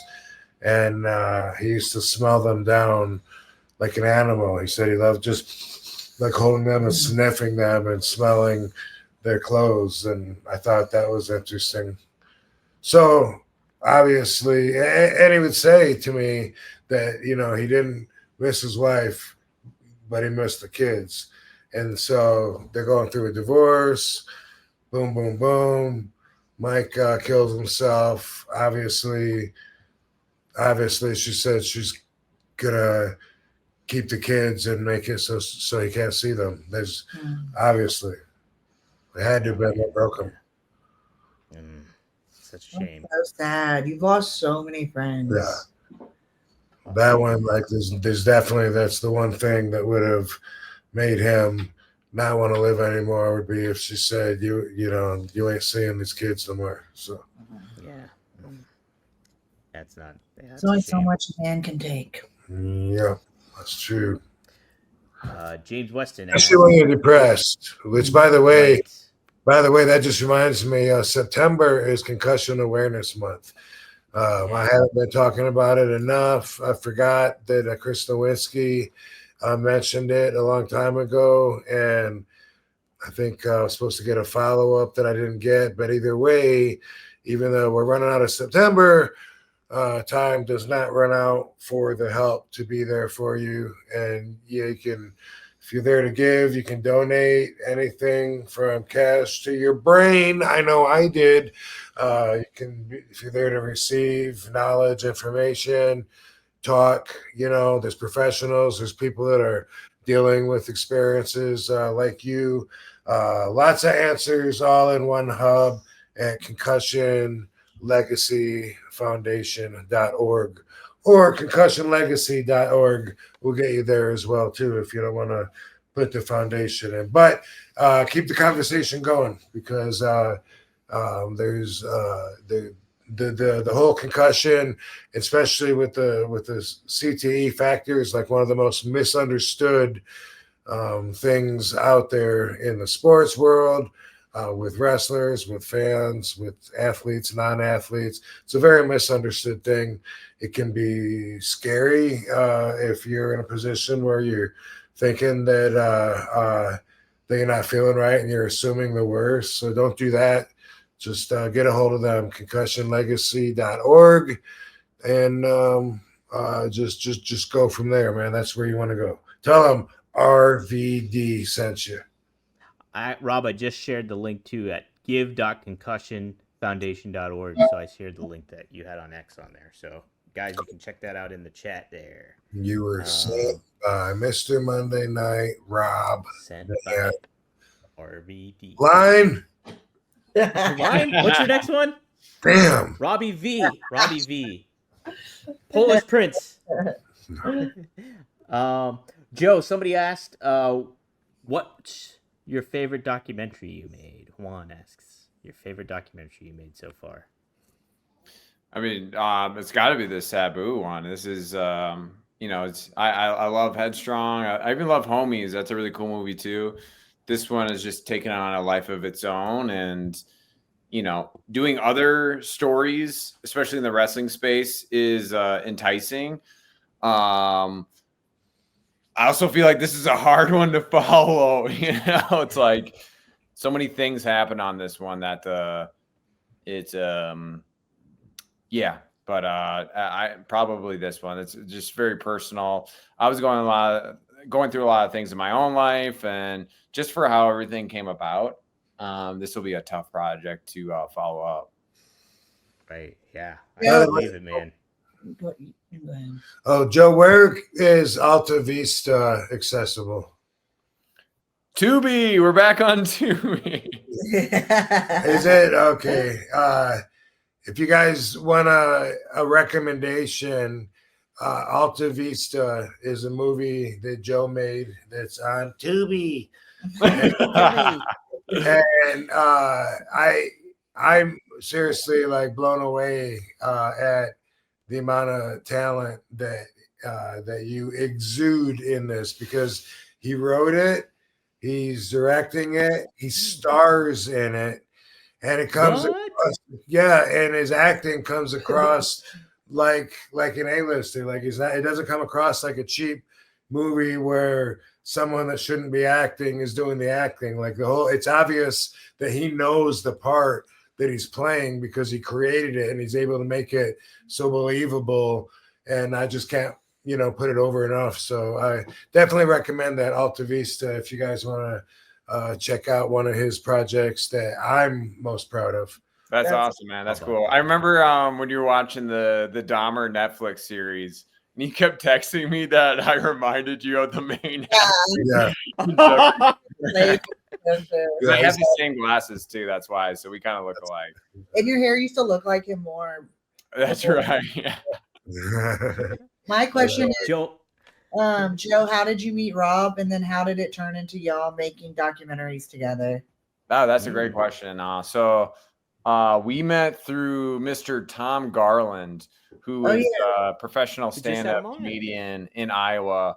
And I remember we were in the basement of this like really dingy nightclub, and Tom told me that he was texting Rob, and he knew I was a wrestling fan. I was like, "You're texting Rob Van Dam? Like, that's awesome." Yeah, he's like thinking we're like talking about doing some like stand-up dates, and I give Tom all the credit in the world. He really put the impetus of Headstrong together by putting the tour together, connecting us.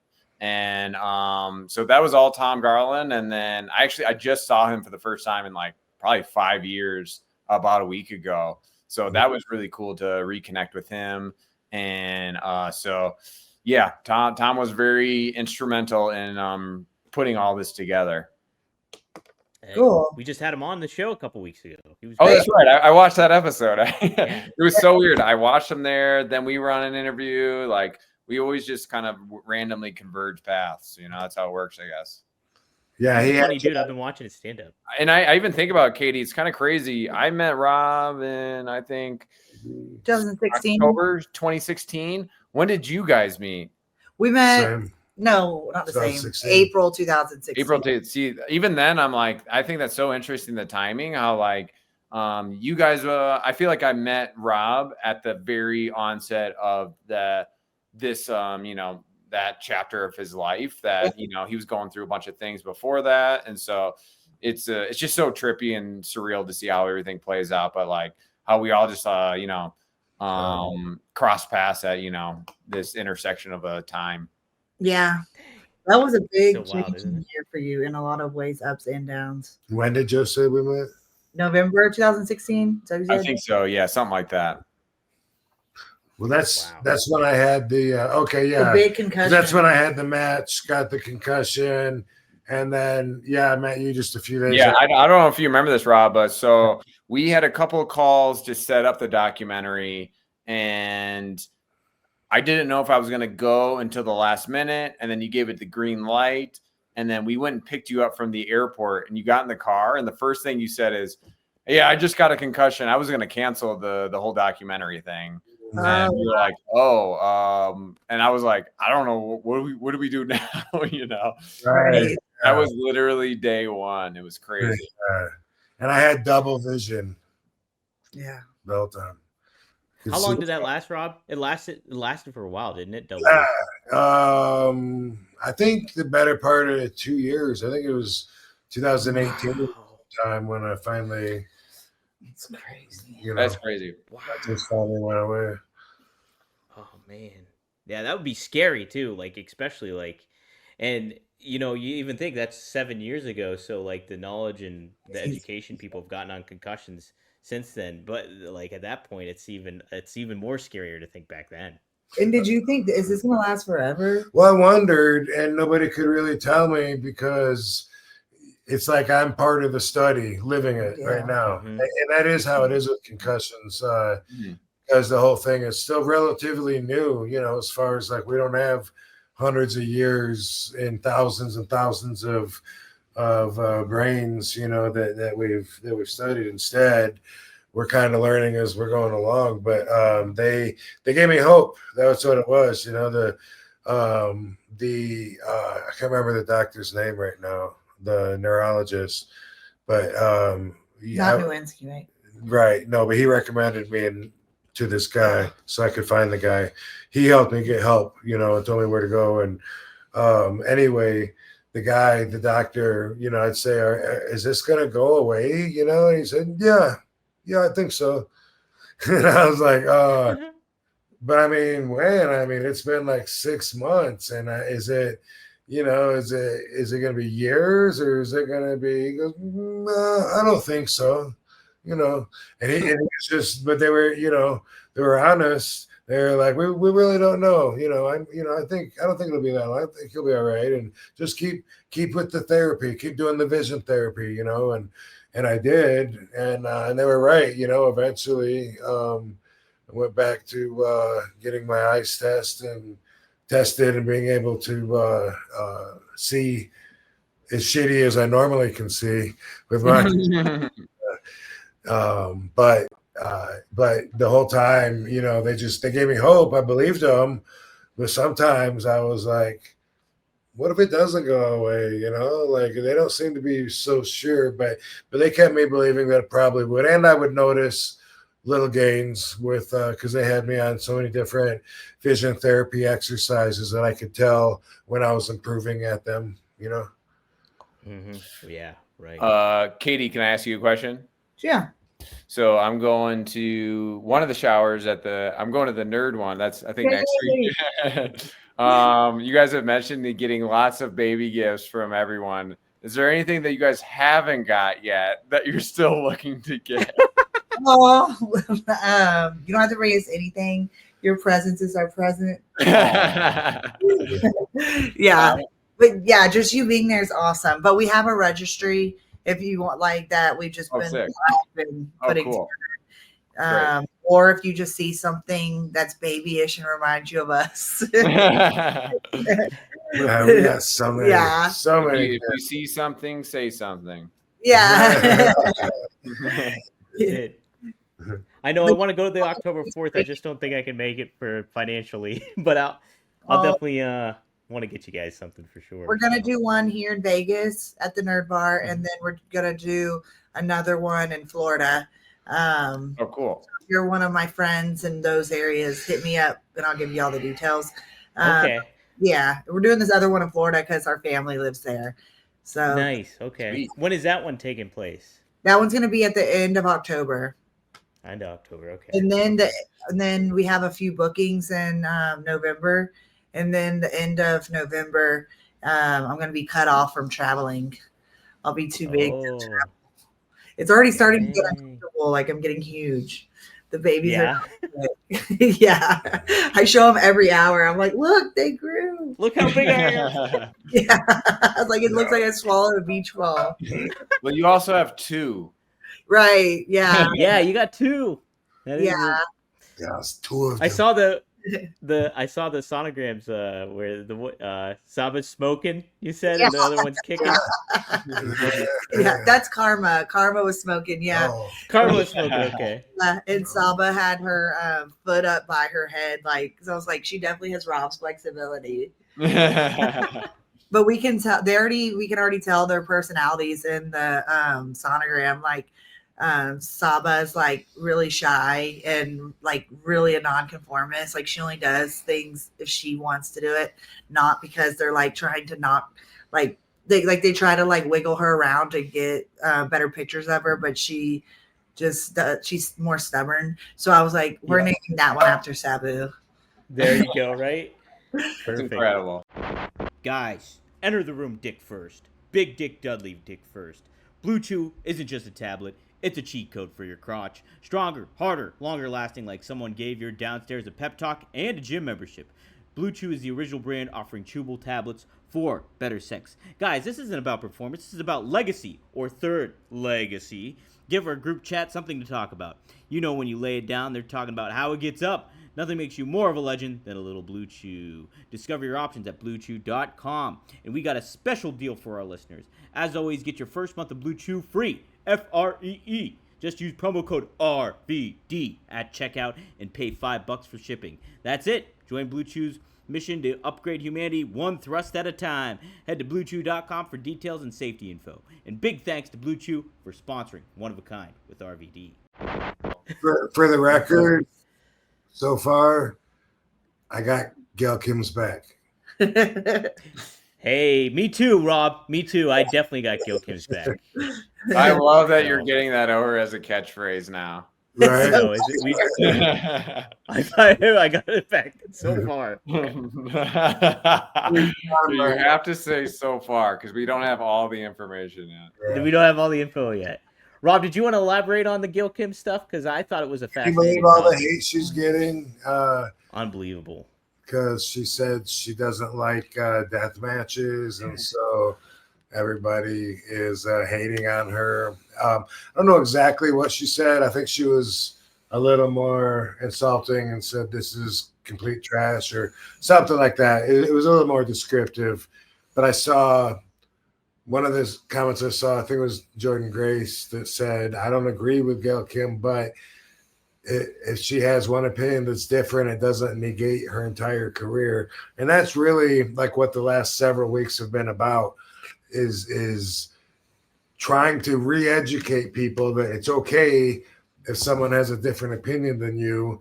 It doesn't mean that their life isn't worth anything. Right.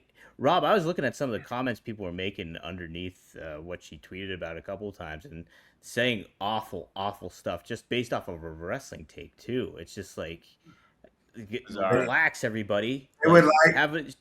The cyberbullies, ultimately, they would like it if their targets would kill themselves. That's what they want ultimately. That's crazy. I actually met her, Katie, at one of your WoW events, and she was so cool. She's so nice. She is so nice. Which WoW event? It was in LA. It was downtown LA. I think they're all there, but I can't remember. But we were all hanging out in that side room. It was like a big party. She was super cool. She like got me a shot and stuff. I know she's married, but obviously we know why I love her too. So.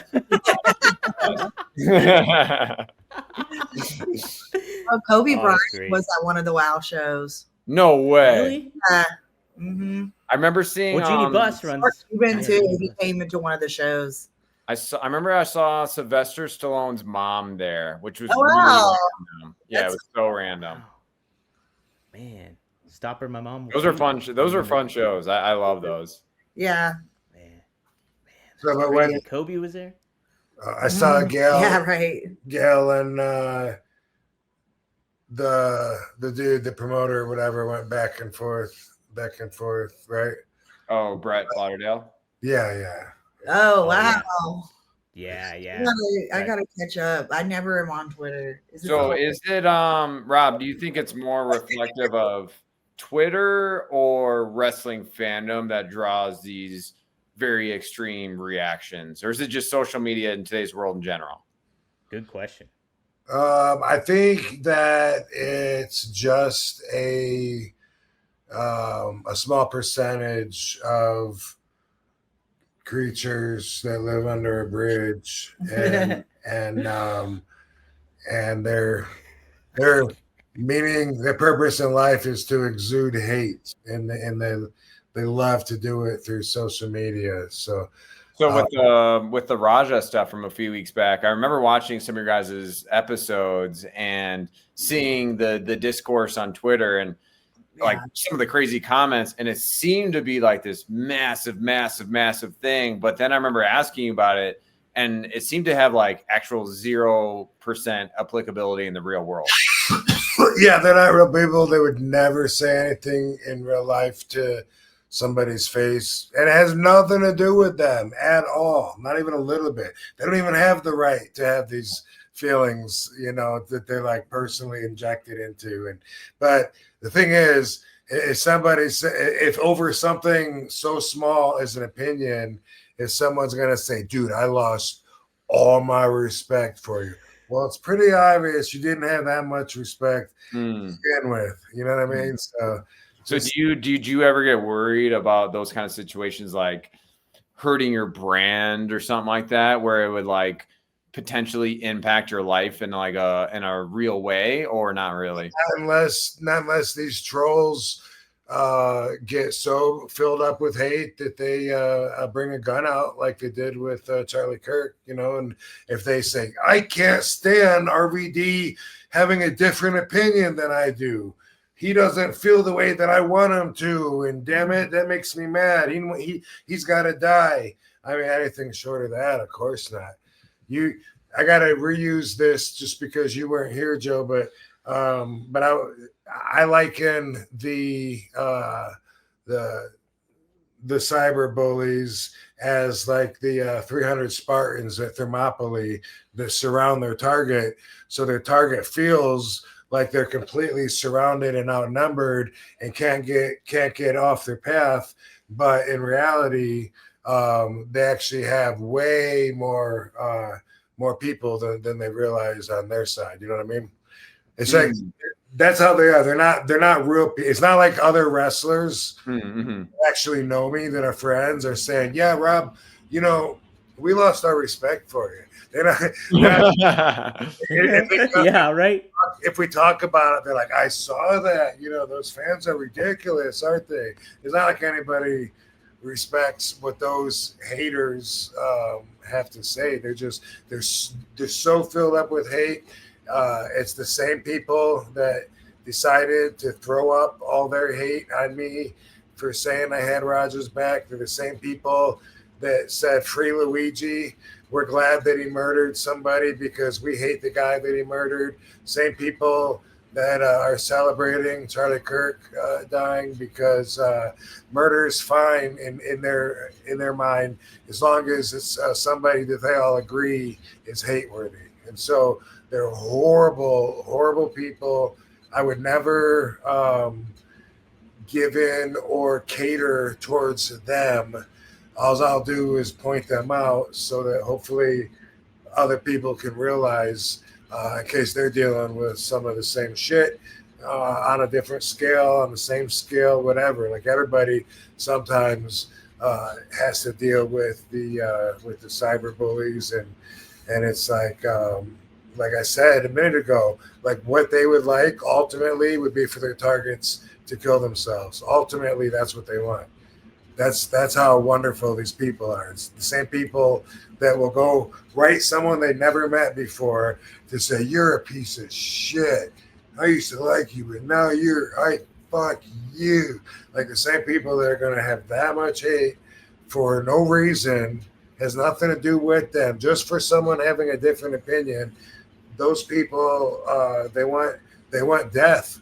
They don't want someone living with thoughts that challenge their own thoughts. That's very scary, isn't it? Oh yeah, well, I mean, it's what the algorithm's been about for the last month or so. You know, everywhere I'm hearing everybody else of a certain stature that has a platform saying the exact same thing that I'm saying. So yeah, that's what's interesting is I would see all those comments and I just assumed that not that it was the majority, but that it was way more than what there actually are. And if that's all you're seeing, you're like, oh wow, like this is like a huge thing. But then when you actually dissect and look closer, it seems to be a very, very, very small percentage of people. Yeah, it's just what do you call it? The internet wrestling community. IWC. Yeah, the IWC. At the same time, I hope they rent the movie and promote it. No, yeah, they're not. They're a very small group of people. They go out and everyone's, oh my God, he's killing his career right in front of us. This is so sad. They're gonna, fuck off. You guys, you're not even allowed to be my fans anymore. Fuck off. Turn in your RVD fan membership if this is one of you. You're one of these evil, toxic. I don't know if there's evil or not. If there's evil, there's got to be a devil, right? And there's got to be a God. These people, either way, are so ridiculous and toxic, but they only exist right there. Have you been noticing that you're gaining new fans by kind of poking the bear a little bit? Well, I don't know if I'm gaining new fans or not, but I have fans or friends tell me that they respect me for what I'm saying and how toxic the cyberbully culture is now, and how people can't handle having an opinion, how they respect me for. I get that. I get letters of encouragement with shit like that goes a long way because whenever anyone asks about my legacy or whatever, I say I always want to stand for not being afraid to be different, be yourself. Don't feel the pressure of trying to fit in with everyone. They're all assholes. Well, that takes more courage than ever in today's world to be able to do that. Like I respected you too, because like if I was in that situation and I felt that kind of heat, I feel like I would like crawl into a hole, like delete a bunch of things, get rid of social media.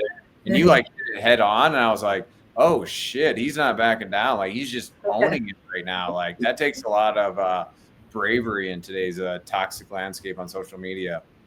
Nah, fuck. It's admirable. It's definitely admirable because I've learned from it too. Like Rob just being like, well, I'm just gonna like, because throughout the weeks it's just like this Raja Jackson stuff like really blew up, and people were crapping on Rob this whole time, and Rob's like, whatever, it's no big deal. And like that kind of thing. And sure enough, it is no big deal. Like the dust settles down, people like it's all the moment. People are just stuck in the moment of like, oh, let's dump on this person. Like you look at Gil Kim from a month or a couple months ago, she got released from TNA, and everybody was like, oh, she's such a smart mind for the business. She's pro advocate for women's wrestling. And everybody praised her online, social media wise. Everybody. And then all of a sudden, she says one thing, she gives her educated opinion on something, and people start trashing her. And it's just like, yeah, she'll weather the storm and she'll get through it too. It's just so, but it teaches you. It teaches you like, yes, this is just the mindset of the moment, and it's the small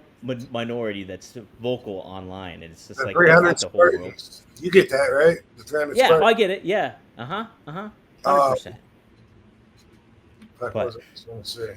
I forgot what I was going to say. Weather in the storm. Weather in the storm, getting through all this, like when people are just being idiots.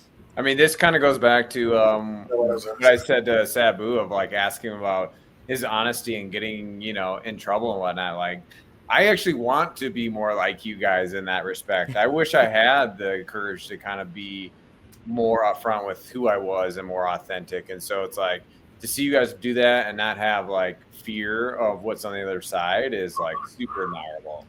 Yeah. Yeah. That's something Everything's admired about Rob. Ain't shit on the other side.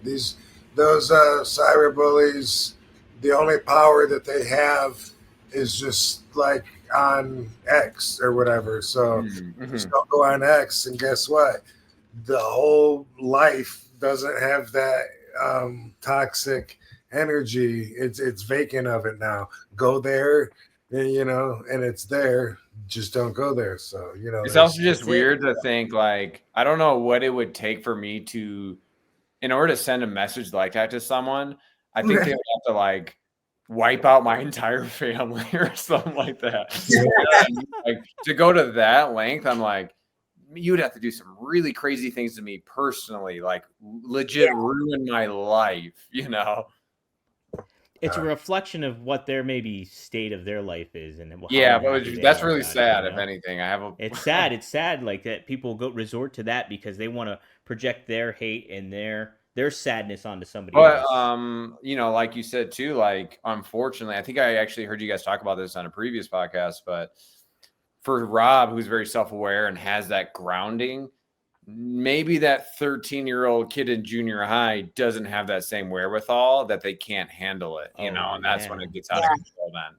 That's when it gets That's bad. true. A lot of these people probably haven't even hit puberty yet. Yeah, well, that's why. That's nuts. I haven't thought about that. Yeah, they're probably like 12. Oh my god, Right, working with a grown ass man. Crazy to think about. I'm just assuming they're like my age in a basement somewhere. That's what I always think too. It's like, how do you not know this? No, the internet mark community is just as faithful as their attention span. So that's one thing to remember. True. That's what I said. It was like people were like, condolences, Rob, because of Sabu. And then the pregnancy, they're like, congratulations, Rob. And then they're like, I hate you, Rob. Yeah. So how do you guys, Rob and Katie, like, you guys have large, fan bases. how do you, because you still are, I'm sure, like very gracious to the ones that are genuinely giving you good energy. All right, that's all we got time for. Thanks, everybody. Like how do you balance that of like, oh, this is a good thing versus like this isn't real, this is fake? I don't respond to any negativity at all, because then there's so many people that say, "Good morning, Katie. You know how I feel about you. I love you. You're so Cool. beautiful." That's And awesome. I get so many people like that are just so nice and give me like That's great. So then I'm like, I want to be fair for them to respond to the people that say, "You're plastic and ugly." True. So I'm like, it wouldn't be fair to those people that are sweet to me to give the attention to the negative people. So I don't even I don't ever respond to negativity. That's awesome. That's good. That's too. great to hear. Mm-hmm. Yeah, definitely. Word. Yeah, Rob makes fun of it. It's funny. Like Rob will respond. Rob will go back and forth. Yeah. You engage hard. It's insane. Yeah. I think other people, reading could learn from it too, but she taught me to just go ahead and put a heart or like it. If I'm not going to comment on it, then yeah, that's what I do, because I noticed that before. Like when I was younger, I feel like people picked on me more, maybe like in my younger 20s, because like I don't know, I didn't give off as much of a boss vibe as now. Like I seem more like fuckable, fuck withable. But anyway, people, I know your boobs are fake. I'm like, thanks. I didn't mean that as a compliment, but I would just play dumb to like, say thanks to anything. That's hilarious. Stupid, like, damn, she's not taking my negativity and getting her feelings hurt. So yeah, and that's sometimes why I like every comment, even if it's negative, I just like it. And sometimes the bullies will be like, they'll like, "What's out?" And they'll be like, "Oh yeah, like thanks for interacting," or they'll like turn it positive, and like the whole time. They'll try to spin. Real people. They're not even committed to being good bullies. No, they are. Yeah. They wuss out on that. I think didn't you show Rob like a Facebook message you like an exchange with had a guy where you like responded, and then he had like a really civil response back. Yeah, and he's like, "Oh, I hope you didn't take any personal." I hope you didn't take killing yourself personally. Right. Yeah, exactly. Yeah. And another guy I responded to, and then he's like, "Oh, I hope you liked my promo." Promo. That is fun. Like this is a microcosm of it, but like anytime you hear someone gossiping behind your back, even if it's something small, if you see them in person and like just look at them, they're just gonna melt. You know what I mean? They're not gonna do anything. Apologize. Like, who are you? I didn't mean it. I didn't mean, yeah. So in a lot of those cases like that, I think they don't like. I'm not a real person to them. Oh, right. Yeah. But also that works both ways. Just like I'm saying, they're not a real person to me because I know nothing about them. Nothing about what they do is going to affect me. All I know is this one little thing, and that's whatever message that they wrote. That's the only thing I know about them. So they're not a real person. They're either just hate if it's a hateful message or whatever. But then also to them, I'm just weed. Sometimes, what I mean? Right, yeah. And they just think weed. He smokes weed, or whatever it is that I stand for them. I'm not real to them. So yeah, humans make it easier to write to somebody. Like I said, my hateful friend that likes to write to the president, say, "Why don't you kill yourself?" Oh my god. Hateful friend. But anyway, I'm sure he doesn't think he's going to get a response. I don't know what he gets out of that actually, but I'm pretty sure that he doesn't think he's actually writing to a real accessible person.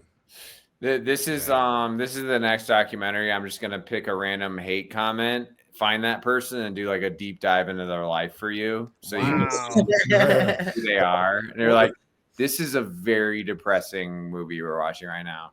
Yeah, yeah. You want to get dark, Joe? That's right. Yeah. Triple E actually asked if Joe were to make a movie with RVD and Katie and Dom, what would it be? There it is, right there. Didn't we already talk about the porn? Yeah, we got it down.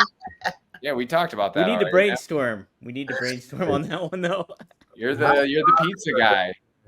Oh man! All right, all right. True, they can. It takes You place. can't smell it though. No, you can't. You can always. It takes smell place it. in a cheesecake factory. It takes Yeah, place there at it the is. There, we got it. Good full circle. Mom. Maddie says, "What does every Tickle Me Elmo get before it leaves the factory? 2 testicles." Oh my god! Ah. That is very funny. Good stuff. I get that one. Thank you for the Yeah. thanks for the kind words too, Maddie. He's not last, so That was thank you. funny. Yeah, you are great, Tom. Oh, thanks. Thank Yeah. you. Yeah. So I love doing it. Yeah, I got trashed by Jim Cornette and Brian last. He was last, filling me in on that. It's pretty funny stuff. That's a high mark in your career though. If you're not getting trashed by Jim Cornette, you haven't made it. I must not be doing things right if that's the case, you know. So yeah, I'm okay with it. Venus Beach, Seth. Thank you for the $19, $20. RVD, your algorithm must be crazy. You watch people get run over all day. My algorithm is all funny animals. I'm too sensitive to social media. Haters trip me out like they don't know it's a loser lifestyle. Right? Right. Rob's algorithm must be crazy. Like his story is like an episode of Ridiculousness. Yeah. I mostly just look at Instagram once a day though. And that's like late at night when I'm laying in bed. I have the sound off, so I can't hear it when people are talking or whatever. So if you send me, or I can't hear his music, even though I see him going, the white boy dance with his friend, and I assume they're singing, but I show him your music though. There you go, Seth.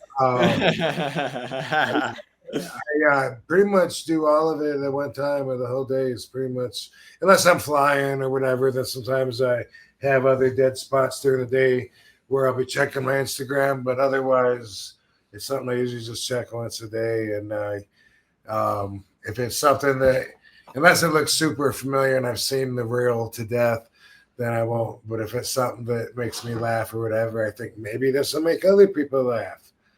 He's more of a Twitter guy, and he loves YouTube, cop videos on YouTube. That's his thing. Rob was telling me about the cop. I've hardly been looking at YouTube since the whole Roger thing. It's been like at first there was so much hate on there. I was just like, oh, I think I'll just block it out. Oh, you like on X? Yeah. Yeah. And I just like went a week, and then I looked, and then it was better if I saw one or two. But I still now I don't feel obligated to check it that much. Just like my Facebook just disappeared, and then I haven't even lifted a finger yet, really, to try to get it back because I'm like, it's kind of nice not having it. Yeah, right. But that's value as far as reaching people when you want to be able to reach, which sometimes people, want me to help promote something or whatever. So there is that. It's not like it has no value, but for what you lose with losing it, it almost seemed worth it, at least for a couple months now. I don't know if anyone's noticed, but I haven't had a Facebook for like a couple months. So if you're Rob, do you remember when I was living in Beverly Hills, I used to go over to the Four Seasons all the time, and your Facebook got locked out a few years ago. I think like WWE or something. There's some sort of Facebook issue and you were locked out. And I met this girl randomly at the Four Seasons that she worked at Facebook, like on campus in the Bay Area. And I had her like contact people at Facebook to unlock your Facebook profile for you. Yeah. Oh, wow. You don't remember that? I remember. I'm gonna have to call her again. Yeah. Clever contact. I do, but it was a date, and now it's like awkward because she's married with a kid, so I probably can't do it. Is she Asian? She Asian? I'm so glad my love of Asian women has been established. That's going to be the episode. That's going to be It's the all right. episode. Everyone in my life already knows. It's fine. Yep. Too. I got locked out of mine a long time ago, and then I just made another one. But my big page I got locked out of. Dang. Yeah, that sucks. And Facebook is really hard to talk to anybody. That's what I hear. Yeah. Yeah, no, it's impossible to get there. That's why I was like, oh my God, I've met someone that worked there. We're going to get it. Yeah. Wow. I like the idea of eventually losing all of them, though. For sure. That's not Yeah. bad. Easier. Yeah. Yeah. But you're a for public sure. figure. I know, but it's a pain. Seth Someone said you racially I love profiled him. Asian women. I got He says Joe loves Asian women.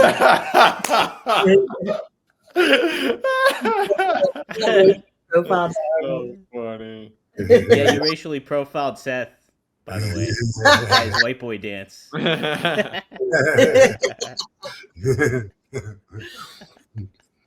I'm glad we were able to do that. Hey, speaking of social media, Joe, where can people follow you at? You find me at Joe Clarke World, Back Row Studios. Yeah, just kind of you can Google the Sabu documentary. You can find us through there. So backrowstudios.com. But yeah, hopefully we'll have more projects coming out soon. We'll be pushing this one quite a bit more. So yeah, I feel like we're just scratching the surface for people discovering this movie, and I'm super excited for the masses to watch it. Them asses? Them you excited for them asses? Them asses. For them asses. Cool. Kinema.com, y'all. Kinema.com. Kinema.com. Check it on out. Spread the word too. Share the links and get the word out about it. Help Joe out and get the word out about the Sabu documentary because it's great stuff. And when we were talking with DDP and Paige, his beautiful wife, the other day, they were asking about my schedule, what I got coming up, and I told him, it was like, I guess Rhode Island, I think, is the next thing. But turns out I forgot a whole bunch of shit. So I just want to say October 26th, I'm in Texas, but San Antonio. Ooh. Is it in San Antonio? It's near there. I meant to look at the poster for. Oh no, I got it right here. Hold on, it's a Battleground Collectibles, Belton, Texas. Belton. You can show that. Oh, Belton, Texas. Oh, look at that! All right, meet and greet Rob there. Belton, and then Texas. yeah, but then that's October 26th, and then November 7th and 8th or whatever is Rhode Island Comic Con, and then the 15th of November we're in a big event in New York, and then the 29th of November we're at WrestleCade, North Carolina. Ooh, I'm gonna go there. Oh, you're gonna go? That's where I'm gonna try to make it. Yeah, cool. WrestleCade. So I'll get your baby gift. Yeah, I'll get your baby gift. The last trip before the babies get here. Joe, right. Yeah. Joe, you're invited. You're invited. All right. Last time I was at WrestleCade, I crashed with Crowbar and I literally slept on the floor. I got so hammered with him that I woke up in the shower stall and I was like, "Did they rib me and put me in the shower stall?" Yeah. I just got trashed. That's all that. He knows that too, but this is my most behaved year of my whole adult life. Over. Yeah. Well, we'll get you back to the other side once Karma and Saba are out. Yeah. I'm gonna bring you party down. I'm a mother now. I can't. I'm a mother. I have to leave a good example. Yeah. What you need to do, Joe, is get an Eddie Mansfield documentary going. Oh shit. Here we go. Rob has the best Eddie Mansfield voice of all time. I'll tell you what you need to do. He's a good impressionist. Yeah, he is. His Paul there was like a amazing. 3-month period where Eddie would call me every week pitching an idea, and it would be like, "Hey Joe, I got a big idea. You're going to be directing this big documentary for the CMT channel." CMT channel. Now, is that too big for you or no? You want to go all out, right? My favorite Rob impression is Young Rob when he does Young Rob. Oh yeah, me too. I love Rob. Mm-hmm. Eddie Riggs, I'm gonna hit that Terminator. My favorite podcast clip is when you guys were watching the No Mercy 2001 main event, and it was a promo for it, and you say, "Far be it from me to deny a challenge." I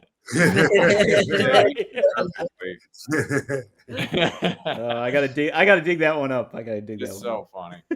There could be episode clips of just Rob impressions. Rob impressions. That's it.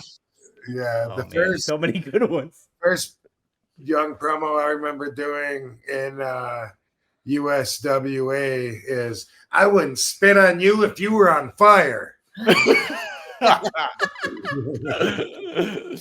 Can you do young Rob or Eddie Mansfield talking to young Rob? Can you hold a conversation between the two? "I'm gonna make you my TV champion." But Tim Parker says you told him. Tim Parker, he's not talking to Continental Lover Eddie Mansfield now, is he? Can you do a Matt Riddle impression? Oh, I never heard your Matt Riddle impression. I'm like a 3-hour podcast. Okay. Oh, but it's been fun. Normally I'm ready for Really it. good. Yeah, Great. I know this has been good stuff, Thanks for guys. having So me on, guys. Appreciate it. Thanks for joining us, man. And Absolutely. thank you everybody in the Thanks for live having me. chat. Yeah. Absolutely. Support Joe. Check out Kinema. Yep. Get him Yes. I'll see you guys back at the Nerd next week. We're only going to hang out at the Nerd for major events. That's what we do. Yeah, House in Vegas. We go to the Nerd. heck Yeah. yeah. Can't Awesome. beat it. Can't Thanks, beat guys. It. Shout out to Appreciate it. Johnny. All right, guys. We'll see you next time. Take care. Thanks, Bye-bye. Tom. Thank you, guys. See you Van Dam. next time. See y'all later. Boom. Peace out.